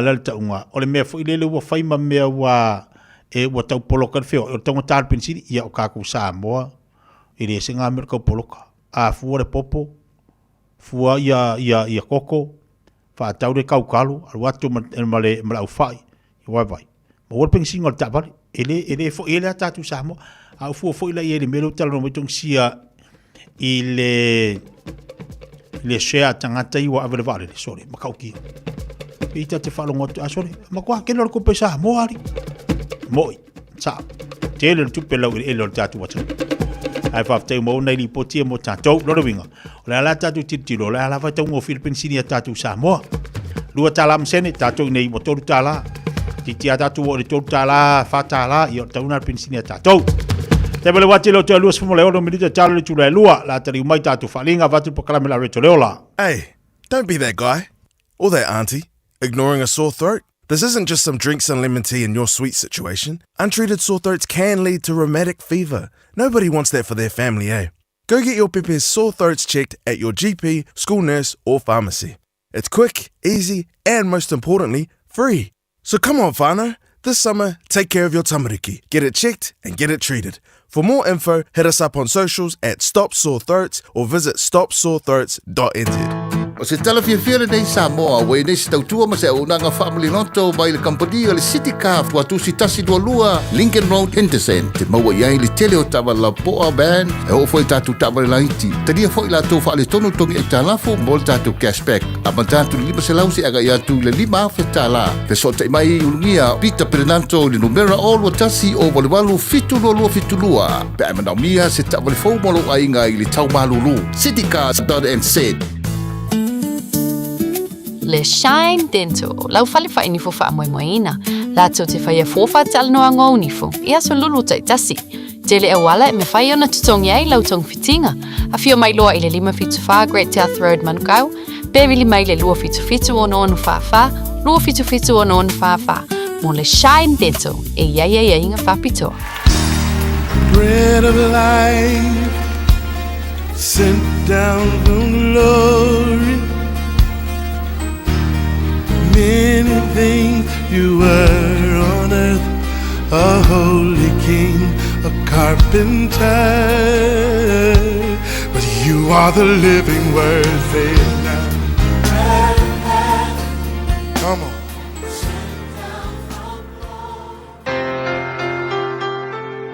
Au te whawhiroa I tātou te roo, ele le fo yaso, mai le tātou por kalame masani, ole arreto le hola mo oi. O le whata o te wha, al whai upe luas fulima e whapea, ia wa ai sao mata I o luma. Ma o lau mata ia whaasanga tonu I o luma. Ono winga o le tāu o le melea, o le lelei o lau wa ai, I le mele ke iai, po le nofuanga lea e te iai. A le upu mo oi le nei aso, ia o tā penpenanga tāua e lousi o manga e whapea. Ia mai tau mea o lo tutupu I lousi o manga. O le tāua o le mele o lou mai tau wina le lei, o le si o manga po se nofuanga o lo e iai mo lou saunga le mu. E tāua tele le mea le na, o lo tāua fo il tuspaia, o lou feso tai atu lea, I le si o manga o lo e iai. Po fea lava le mea e te anga iai, e tāua lou feso tai atu ma e malama I le si o manga o lo e iai I le tai. Fai mai le tasitala o lou saunga le mu e fua I lou malama le nei I le si o manga le na e te nofuai. Le mafuanga le na whaatita inga whaapete alu I meo nofuanga te tele po ni whale te tele fo ia mai se lava ia tunu ia whapena fo I newe ia I mea whapena e a whapeke alu ni potpotonga to tele atanga te se whale tele inu uia ke lakwe e aili amataina ia le se me whaia o e aluai po se whapoiponga po se maliu po ani me te tele whai e ai ali tangata fo I le sau whape mai o le mea mua e whailoa mai o le whailoa mai o le mea e iai mo meo whaitotoa saunga le mu pe whape mai mo lo silafia ia o le pito lea o lo iai whaitotoa a tupu se whalavelave ia e mawhai ona ia ngai vave iai ia o le pito lea ia le tutau ang vale o lo iai ia meo whale ta ele ia meo fo io toilets whale le ta ua lona winga e whaamatala le mai ia e malama I le si o manga le iai awa a tupu se whalavelave whaafuase ia a olo e loa lo si o manga e whai teimi e whapena fo ia teita a kalu fo I matua man matua inga malo o tali I whape mate ia I whafu po ni sila po Australia a matua nei lai mall fo ie pe o fa se fa ta mo te tele fo ia tunu ia e masani ana o ma fa pe ka foi fa matala matu ai ma ke fe wa ia ko mo le bol au ki kilo solo mo o ka mai ka o fele me sa o le mu a kupu se fa la velave pe oso se ma fui e ia tunu po se mu o ki kilo o fele me ka o woso ia e lave ia lo ai o fele me sa o le mu e foi te mo ke fai ma ko ai te ma fa pe le se me ka ko ke fai pe ale ka ko ke fe wa i ko mo le mole ngai ai ke ia le sau se tanga fo le wala ngale u ma ko fa ko u ke le ku po me fa pe se tanga ta fo le ke ia wala ku ma se fanga ka fanga u ma ka ko mo le mo e foi sa tu puisingi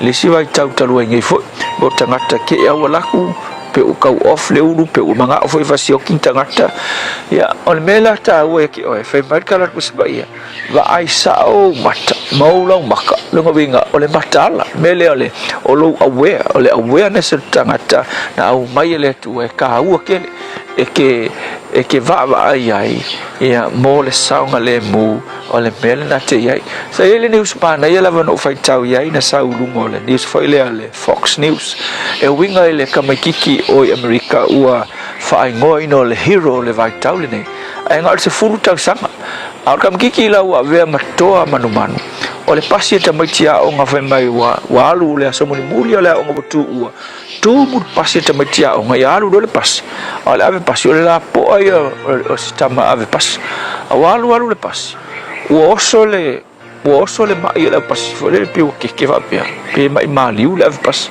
ia ele ai ma se ka mai kiki ngai longa tasi ar kam kiki re ka ngai o le toa manu or kam kiki ngofo sa te patau la i lona si o manga wanga uma le me fsiri ku el fai news kam kiki ai se anga o anga e lol mele ai fe mai kala kam kiki onga wa ele ai sa o telefoni ke lol me siri o nga fai ngai ta to ma ave se al mele o le awareness ya ka ko iro ka ku si o manga ma me ka ku ke ai or ke fogi a o lungo va que el fong a oi pasi que el fong a fe so e fe ya que el fong o fasio kia le mele o le me alofanga batu le tua i te o le langona le o lo langona ina fo le matala o le awareness na batu le tua e ke pui ai o mai me tupu i le usio manga o kam kikira le ngale skel fong wa fa penge u maka me kira ko ke el fong i mai iPad ka ar kam kikira ngofo le sam ke el fong i le masang ngelo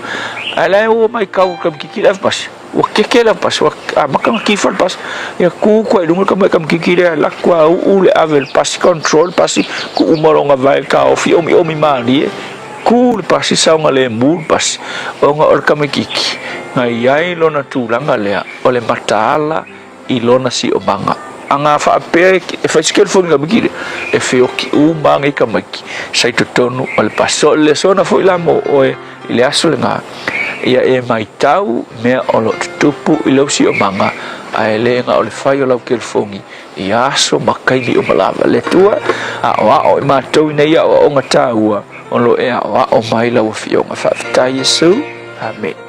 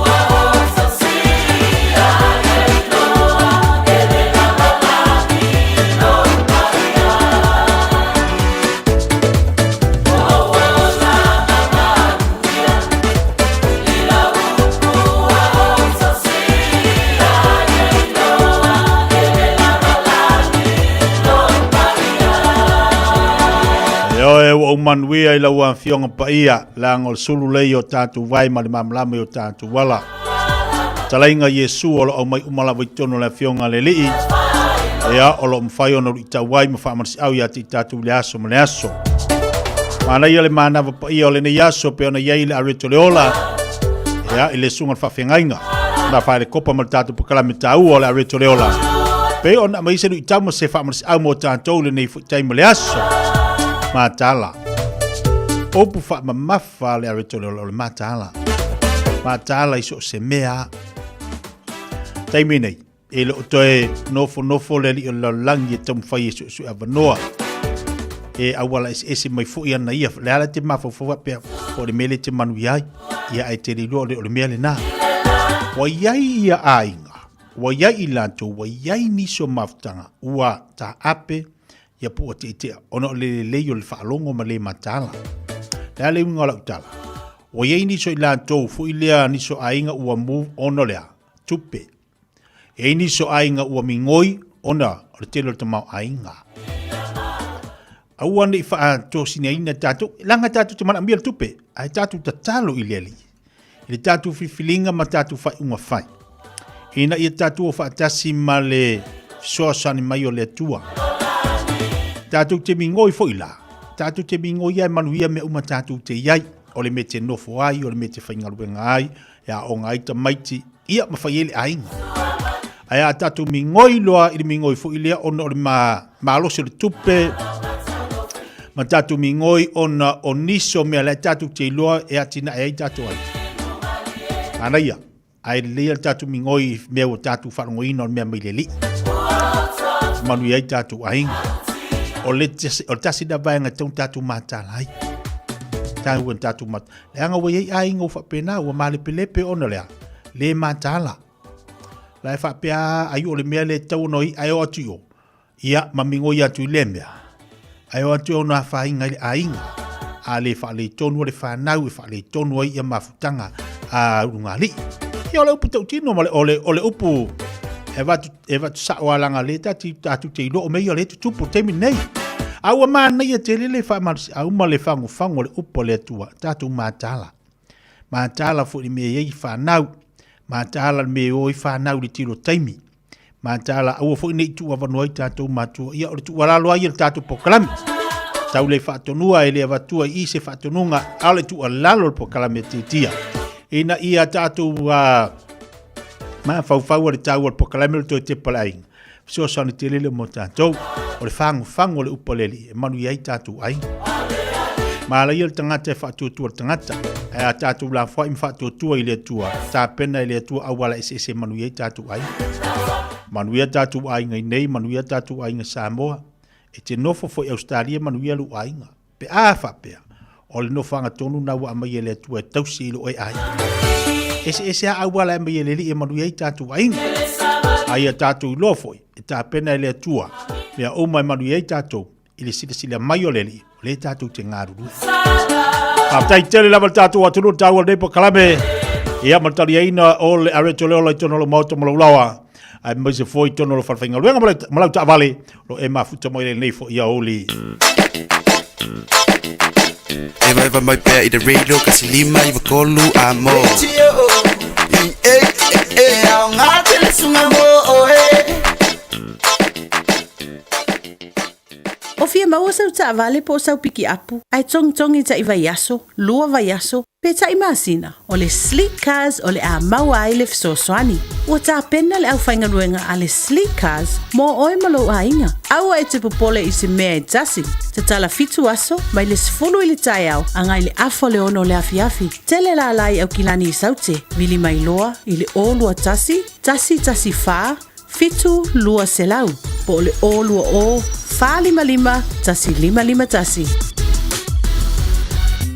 Mo tupe wha moni Samoa, mana tua loa le Pacific Easy. O loo wha wau pia le taru whapitoa nao le lima tala, tu tongi pia whaunga ina le Pacific Easy app e wha tino ai au tupe wha moni mai lau telefoni whewe ai. O loo awanofo le tato direct transfer, ti posi mai ai au tupe le tato account, ma wha mani aina fasili lupa le telefoni, ma wha tino la foino lau tupe ai nga whapitoa. Mo le tutongi ino pidio le pai, mo li te ngā tupe so se whare tupe Samoa, pe tutongi ni no ngā tupe le numpi wha Samoa Housing Corporation, UTOS, Samoa Land, ma so se au nanga Samoa, o lo ma whaina whatino umai tātou au nanga ole Easy Pay. Mo le Fiafia, o whasoponia so se vahenga New Zealand yo tātou la la, o lo awano fo yo tātou ofisa yo taro mamangele, pe whaunga le Pacific Easy Mobile app, bo le direct transfer, whasawa ilu taimi, ai siri atu na whasawa ina au tupe wa taunga tāle penisiri. Mo nisi whamtalanga bala au le telefoni o valse lau o tasi ono, po numero masani au kilani o le lua fitu ono fitu iwa fitu wha, ma le lua fitu ono fitu iwa baru wha, Pacific Easy o lau paanga mo tupe wha mo boli Samoa.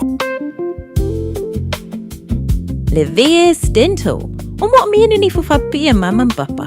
Awa loa e tino fuai. E athe valu se lawi wa iwa le seti tai ni fu atoa. Ioe. Tele mai isi fapitoa. Veni mai loa le VS Dental i le o lua lua. O no. O. O lua lua. O no. O. Talo for Samoa o Mr. Cowboy Lenny. Fa fonga ma mai mo mai pea i le Radio Samoa. Yeehaw! Tai bole wate leo te 5 minuta le tale o le tu lai lua. Te walunga se tau tu ma sa unanga titia le ne fu yaso. Ya, leo tape le mari to fire fonga mo se manu Francis Jone. Awali fa wawina o tatu pokala me sipa East Time le Fiafia. Tatu tu e filo le aso ataya pokala me Fiafia Mai ma wale anta musika su filo I moe. Manu te leina fu fanga wala singa lo to le ni yaso le pa I mo lungo tatu wa tano. Alofa te leatu titia.